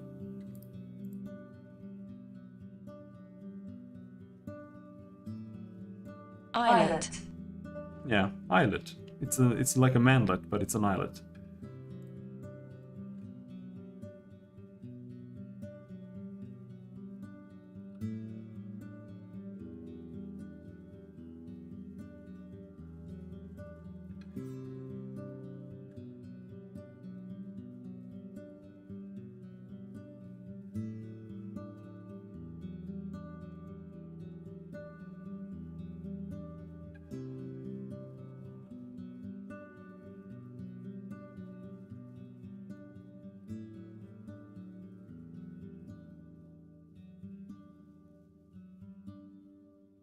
The islet in the middle connects both parts of the village.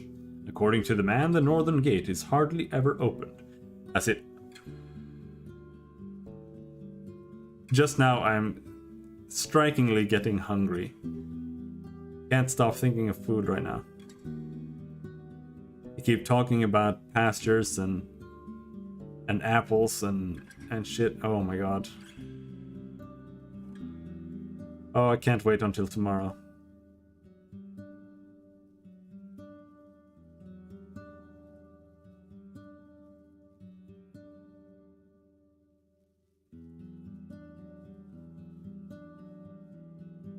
According to the man, the northern gate is hardly ever opened, as it leads nowhere now. Near the eastern gate there's the Ape Ale Inn, where you can find a bed and victuals. And there's the stall where Akakios rewards our work. Unless we annoy him with pointless talk, he lets out a chuckle. On the opposite side of the creek there's another white house. It belongs to Bion, the best clothier in the north. The priests live in the southeast. Near the wall, but they do not talk to strangers. You also hear about the hunter. The cooper, the fisher, the miller, the pie maker lives with his sister. The baker, the smith and her husband, the carpenter live with their kids. Some of the larger buildings could accommodate 2, maybe even 3 generations at once. There could be more than 100 dwellers here. You consider stopping his speech, but he suddenly points at the islet again. See there? The mayor's coming. The one wearing purple. You're free to join her, traveler. I nod and climb down. You try to get down quickly, but 2 steps are enough to make sure that it's a bad idea. You wait for the ladder to find its balance. You're relieved when you touch the ground again. You untie your palfrey and follow the guard. You pass a small pasturage surrounded by a wooden fence, a few loose chickens and a tethered boar. The fancier buildings are covered with whitewash coating and surrounded with vegetables, herbs, and flowers. The bridges are wide enough to carry even a wagon, but for kids walking on the wooden beams is far from pleasant. The islet is empty, but you notice an empty stall painted with the shapes of colorful flowers. I walk over the second bridge. Along the entire path, you notice more and more people observing you, smiling or casually greeting you as they're focused on their own tasks. Finally, you reach the main square. A large tree grows in the center, surrounded by dark water, held together by a thin wall. Perfect for sitting, but the smell coming from the liquid makes you think of rotten eggs. The plant reminds you of the tree you saw in the south, next to the swamp altar. So we're like over there, maybe?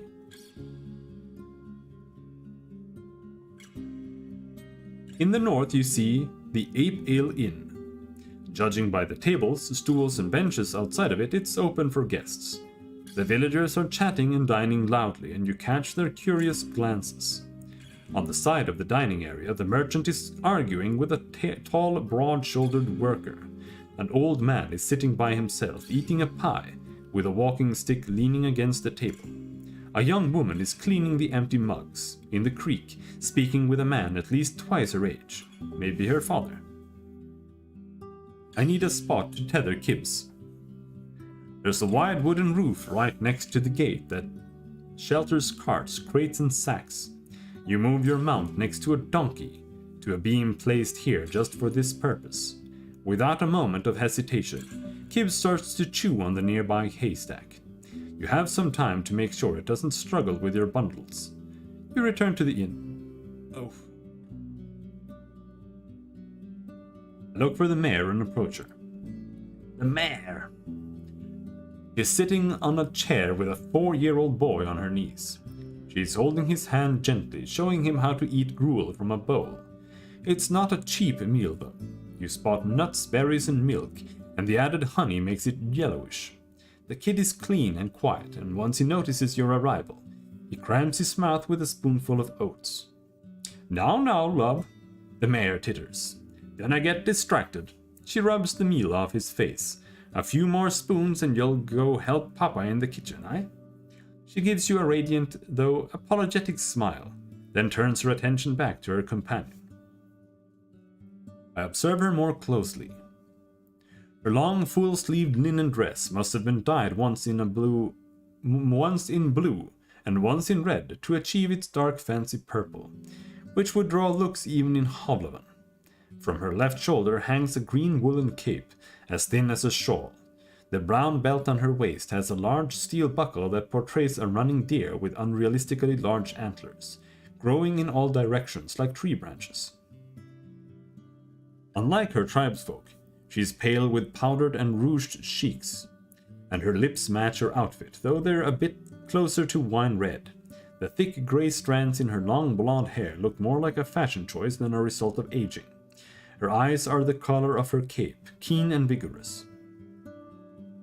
She is shorter than most people around, though would still be the tallest woman in most of the northern settlements.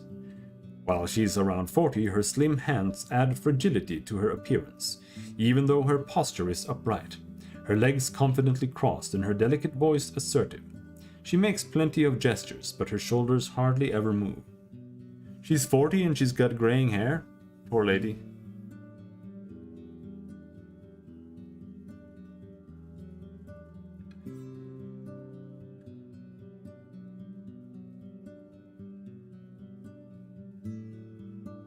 I wait for as long as it takes. After a few more minutes, the boy lets out a gentle cough, and after a pat on the back, the mare puts him on the ground. You did a great job, love, but now I need to speak with our guest. Darling, she addresses one of the inn workers, a girl close to 15. Take him to father, will you? Her tone suddenly gets firmer, leaving no hint of a question or suggestion. Yes, ma, she responds. Both her hair and her eyes are nothing like those of her brother, and neither of the kids resemble their mother. So we have a Roadwarden again. Please, sit down. She vaguely shows you the palm of her open hand, letting you pick any place you want.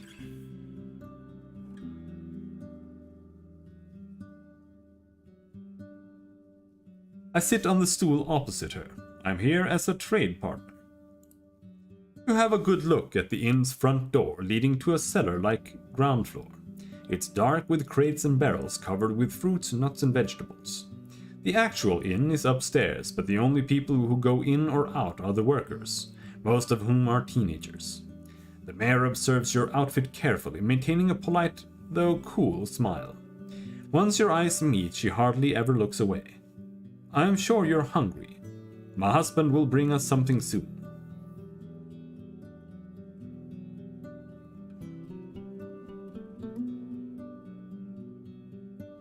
I appreciate it. Gonna mention it. Hunger makes me peevish, and the day is too nice for that. She taps her chest and looks at a flock of birds that fly above you loudly, heading south. As we're waiting, be so good as to help me understand something. Eva, if you're but a mercenary. Eva, if you're but a mercenary, I can nay imagine a single reason for you to choose this realm for your wardening. Nay, so long after Asterian's disappearance. There's no glory or treasure to find here. Her pale fingers form a tent on her stomach, then clasp, leaving the forefingers pointing at you. You were sent here by the merchants. They want the peninsula.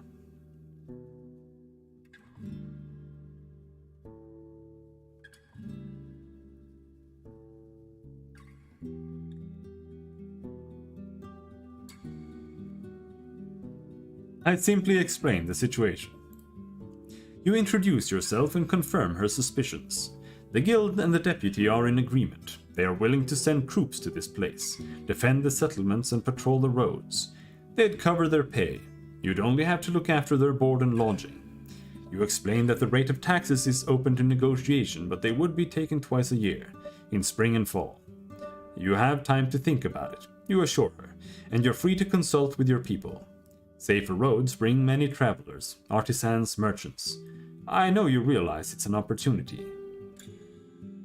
Yes, I do, she finally interrupts you. But roads bring other people as well, not all of them desired by us. As you observes your palfrey, she twists her deer buckle left and right, left and right. The times have changed, and your superiors were kind enough to send a messenger, not a temple guard with a list of demands. She grasps the buckle with her fist. But when it comes to the guild, there's always a catch. Her accent is now almost identical to the one used in the city.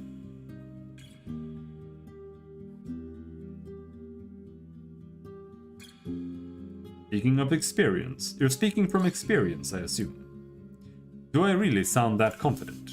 She titters and waves her hand by her chin, as if you just offered her a compliment. I've seen such negotiations during my studies, though I can't say I took an active part in them. Let me show you an example. She theatrically clears her throat, patting her chest with one hand and covering her mouth with another, then leans forward and rests on her elbows, allowing her hands to freely make gestures. You make a deal with a settlement, flour and wool in exchange for coin and tools. You send the first traders, and they imply that you're ready to pay more for, let's say, parchment. Months later, you want no more rye, just the parchment and wool. We cannot butcher any more mouflons, the locals say. Don't worry, you answer. We'll send you a small flock, just turn one of your fields into a pasturage. As she pretends to speak as different characters, her voice comically shifts and she has no issue switching between accents. And keep a straight face. She swings her hand above the table. Another year goes by, and while there's more parchment, the village lacks some crops. The tribe needs not just tools and coins, plenty of coins, but also seeds, and the guild is not satisfied. Sending our wagons costs a lot, and there are more highwaymen now. If you want us to come again, you need more mouflons and to sell us their cheese. And guess what? With a haunting laugh, she straightens up and spreads her arms like someone a third her age. Turns out that the village can't say no anymore. They lack supplies, seeds, and land. They can't refuse.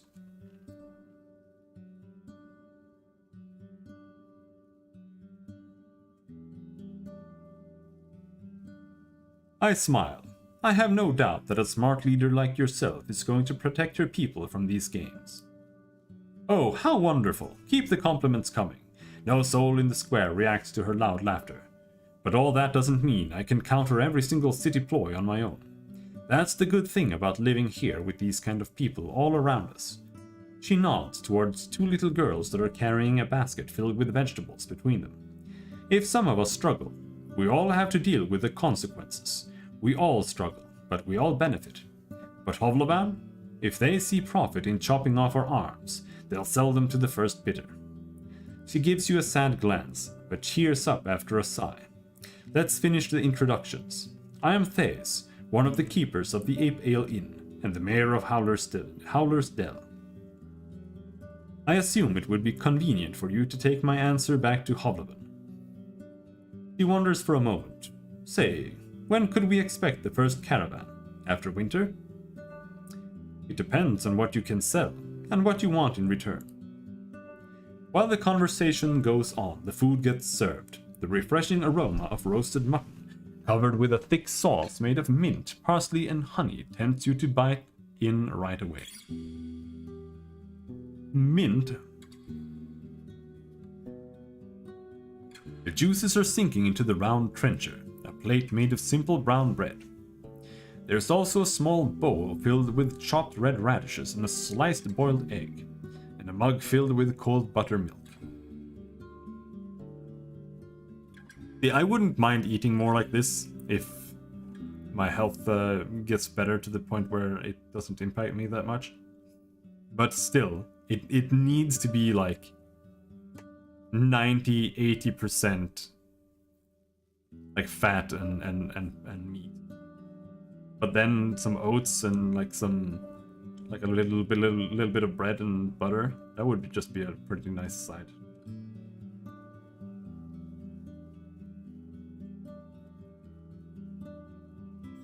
It's all brought by a few young people, all of them referring to the mayor as their mother, and in the end the innkeeper himself shows up to wish you a good meal.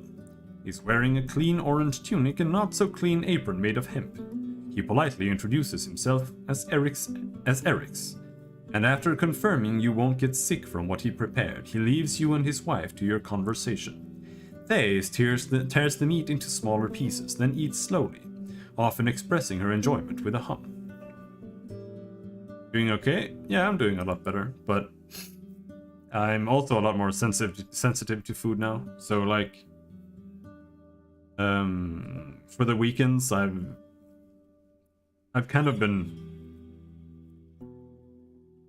making more tasty stuff, like meat sauce with onion and pepper and like crushed tomatoes. I don't eat anything with it, I just eat that though. But even that's pretty noticeable. Even if I don't pepper it a lot, I still notice it. It's like you get a fever in your head. And after I've been like mistreating myself quote unquote like that, I do notice my throat swelling up more, because it's, you know, a big reason for doing this is trying to fix my thyroid, which has been fucky. And I can tell when it gets worse, because my throat gets really thick for several days. It's like annoying to swallow and such. So I'm gonna keep it clean for a while, just eat meat and salt. Cheese. It's the peppers that are like the worst. Nightshades, which means paprika, tomatoes, etc. And I think black pepper might be a nightshade, but I'm not sure. Those are generally considered the worst for like autoimmune diseases. I'm gonna try staying away from that. I put a little bit of like oregano on my food. I don't really notice it that much. Yeah. A chili, if I eat a sausage with chili in it, like I bought some chili sausages, like that ruins a week. I swear, it's terrible. I cannot eat chili anymore. I mean, I can, but it ruins my week. So, like I said.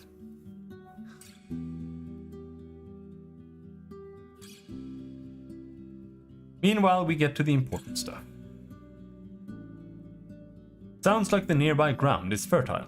The village would gladly pay its taxes in grain and vegetables, with the expectation that a squad of soldiers would provide additional protection. Our youth is strong, she claims proudly, so we don't need your guards on our walls, but a lone Roadwarden won't keep the roads passable. We need fighters willing to patrol the paths, maybe even the heart of the woods. That's what we'd expect in return. You're not an expert when it comes to linen, cheese, and wool, so the mayor spends a good couple of minutes describing the outstanding quality of what the village has to offer, especially the clothes, which are meant to be as unique as those made by Master Crispus. You vaguely recognize the name of this tailor shoemaker, but you've never earned enough to pay him for as much as a single sleeve. And of course, we will never reject some steel and bronze. We lack alloys for sickles and scythes. She then repeats her question about starting a trade route. That sucks? Nah, it's not that bad. Honestly, you get kind of used to it. We had a little birthday gathering this weekend, and I ate cake, and I ate sandwich cake. We have something called sandwich cake. It's honestly pretty good. But I also ate normal cake, and it was terrible. Like I mean, it still tastes good, but I just don't feel like I want it anymore. So I don't really miss it that much. And if I want like an apple now and then, I'll buy an apple, who cares? Not that big of a deal. But like eating candy and like bread and stuff, I don't really miss it that much. Cause you just drink some milk. Like, do you have any idea how good milk is? When you're not used to eating sugar all the time. It's delicious. Like I can drink an entire carton of milk just for the just to enjoy it without like putting chocolate or anything in it.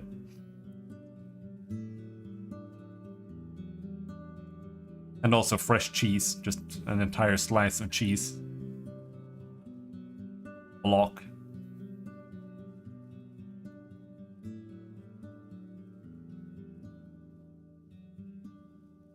Truth be told, the guild is not sure what the peninsula has to offer. It's going to take more than your village to convince them. Understandable, but you won't find much in the other tribes. They have barely enough to survive even after they trade for our crops, for we have the only decent soil in this realm. Do you drink from the carton like you do from a pitcher? I have always done that, but I have stopped doing that because drinking it from the glass is more flavorful. Like, I've become like a wine snob, but for milk. I don't want to waste it, so I put it in a glass so it tastes more and better.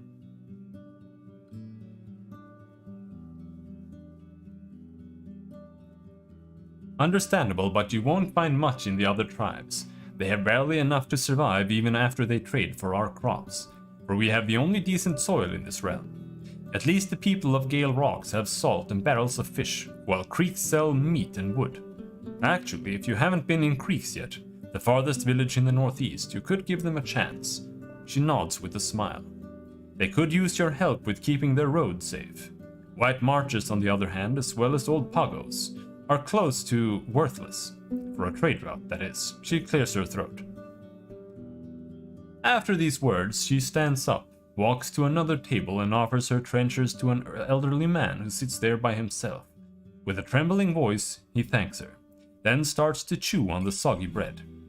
She sits down, wipes her hand into a clean cloth, adjusts the fold of her cape, and again crosses her legs. So tell me, Robin, how's Hovleven? I haven't gathered much news since the invasion. One thing that I haven't tried yet that I want to try is drinking buttermilk, like butter mixed milk. Just boiling like 50 grams of butter and putting it in a glass of milk. Melting it. But I don't really like melting it because it wastes so much. I feel like it wastes a lot of butter that gets stuck to the pan. How's Hovleven?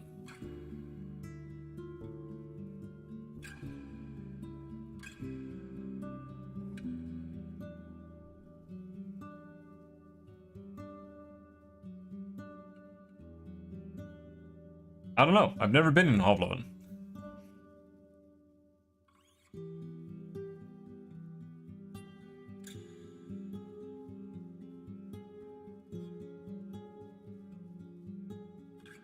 Things stay humble, but are starting to look brighter. The harbor is full of life and the kids grow strong. I was hoping to hear that. Her smile shines with kindness. I thought they were done for, losing all those ships and getting cut off from so many tribes. I'm surprised the soldiers didn't butcher all the priests and traders to fill their stomachs. It felt so unavoidable that I even came back home afraid for my life. But I still carry memories of that place, most of them warm. I'm glad the others haven't given up. Her smile fades away and she speaks without looking in your direction, giving you a moment of rest. The first time I crossed the city walls and saw the streets, my soul saw them as if they were made of dragon bones, not stone. All those people and the noise and high houses and this life happening all around me. But after only 2 years, everything collapsed, for the first time in human memory, like a burning dollhouse. She pauses, rests her hands on her stomach and turns back to you. But don't let me drag you away from your duties. How can I help you, Robin?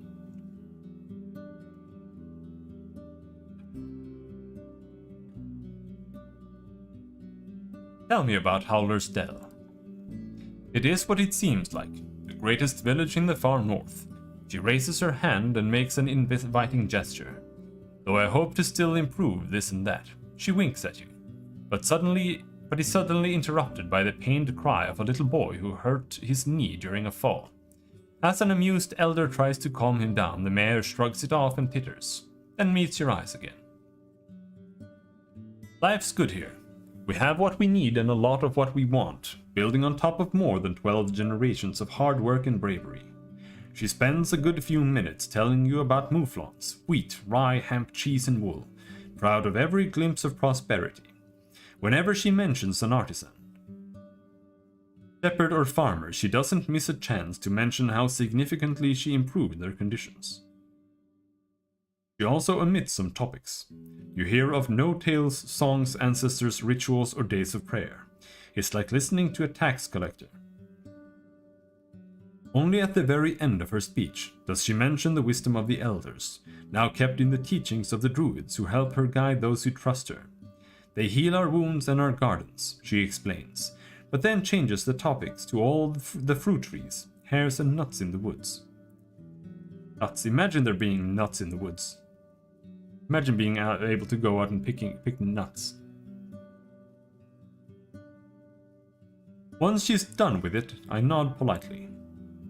I wonder, back in Havlavan, did you spend any time in Backwood Corner? It used to be this dark, dirty alley with muggers working even in daylight. I stayed there with Octavia, the miller, in exchange for doing chores for her. She had this small wooden hut.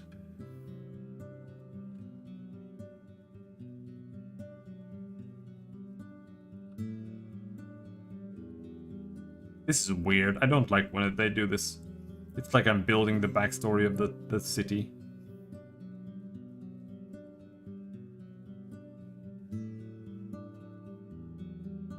It would make you feel like you're in the old days. The Boarhead Inn is almost 50 years old now. You explain that while the place is still called the bad part of the city, the Boarhead makes good coin selling beer and ale to students, mercenaries and adventurers.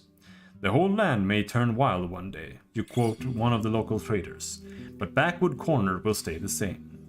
She sighs with relief and puts her left hand on her hip. Comforting, don't you think? That there are these places, these dark corners where you can always find what you expect. Living there though? And that sounds awful and always was. She chuckles. I bet the thugs of my youth are no longer around, so I wouldn't count on them giving me a free pass. But I wish I could have a chance to drink a mug or two with the innkeeper once more. The old lady was always too good to stay in that muck. I am looking for Asterion. She stares you in the eyes, then turns towards Kibbs. Is your palfrey a mare? We have 2 jacks. Could use some mules.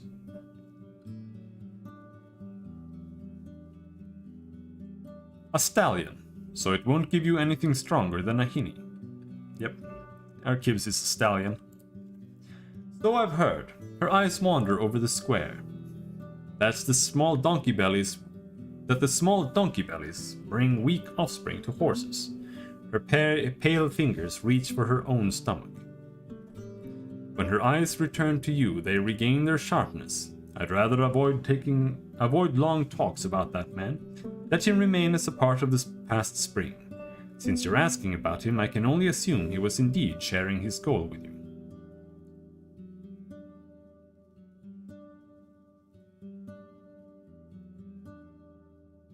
I won't deny that. Yet you're already different from him. I like it when travelers don't try to sell me bluegrass. Seeing your frown, she waves it off. It's just a saying. His words were stronger than his deeds, and he's no longer welcome here. What are his wrongdoings? If you have to know, he failed, and won't get a second chance. He was meant to escort Aegidia, a daughter of mine, to her betrothed in Gale Rocks. She was a great archeress, and the road from here to the coast is not that dangerous. When they saw goblins on the road, Asterion ordered her to push through, right into their trap. She touches her deep-shaped buckle. They got jumped like a bunch of wealthy pilgrims. A Roadwarden worth her gruel should know better. He can fight with a blade, but my girl? She never had a chance. She sighs and looks at the gate. He disappeared soon after his pitiful attempt at apologizing to me, and we closed our doors behind him. For good. I'll let you know if he ever tries to return.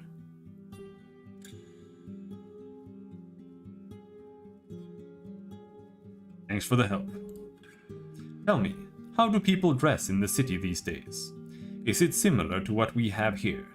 Before the war, the merchants were wearing those really long dresses and robes, way too long for my taste. They got mud stains after every rain, and I see no reason to keep shoes completely hidden.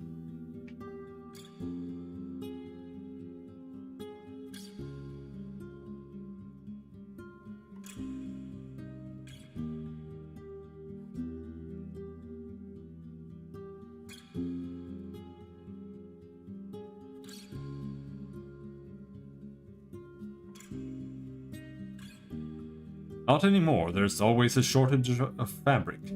Most people wear tunics like in the old days. At least we can hope that if the visitors arrive, we won't stand out much. She laughs, but also adjusts her dress, drawing your attention to its superb quality. And who knows, maybe our little village here is going to help those unfortunate clothiers. I'm sure we could spare a couple of sheets of fabric.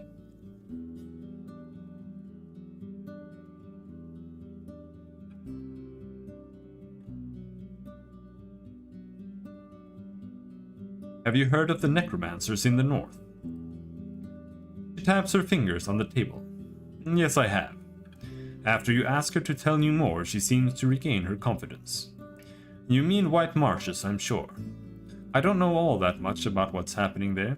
We avoid their lands if we can. She frowns. I shouldn't gossip about it with strangers. We can talk about it on another occasion.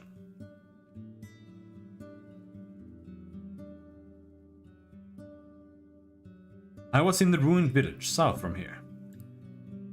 Her tense gaze shifts into an awkward click of her tongue as she leans away from you. I don't even want to think about their tragic fate. No one can negotiate with the wrath of the herds. A long pause. And I'd better not find you upsetting my neighbors with these sad questions. It was a challenging time for all of us, a wound we won't forget.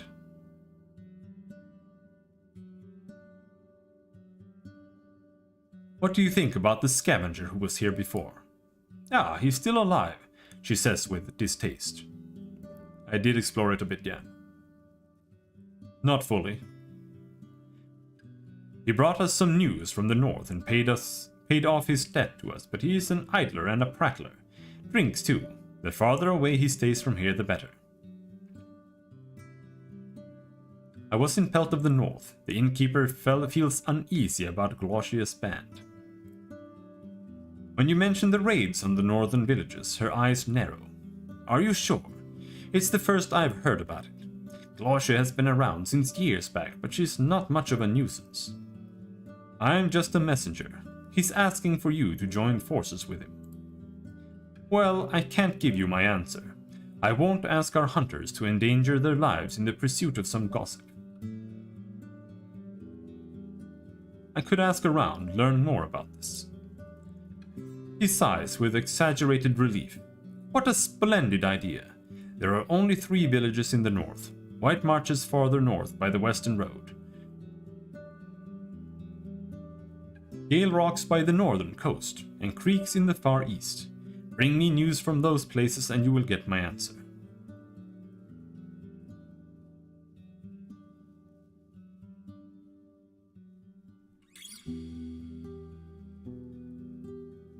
I can do that. We talk and talk, but I still don't know where you are from, Robin.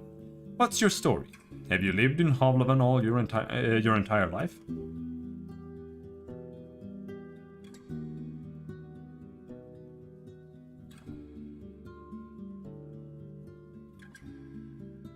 Only for a bit. I was raised in a small village just nearby and moved to the city after. I had decided to look for luck as a Roadwarden.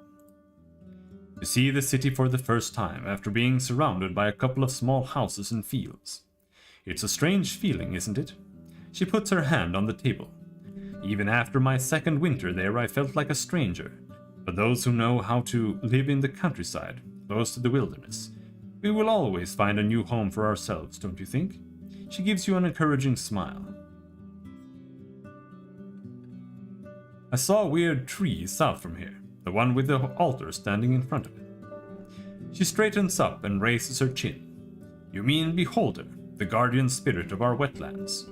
Every fall we bring it our gifts and in return it provides us with its blessed fruit, the flesh of the forest. She stares into your eyes. It's older than the oldest books and the oldest thoughts. The druids help us honor its sleep and show us how to ask for its help. Neither of these rituals, she scoffs, would be of use for you. Thank you for your time. You're in front of the Ape Ale Inn. I think we'll stop here for today. I slept for 4 hours, and this is a lot of reading. I don't really feel like reading anymore today. But I think we'll probably put a peg in this game for a while, because I don't really know how long it is, and I do want to get to playing Ys 8. So we'll probably play some Ys 8 tomorrow, finally.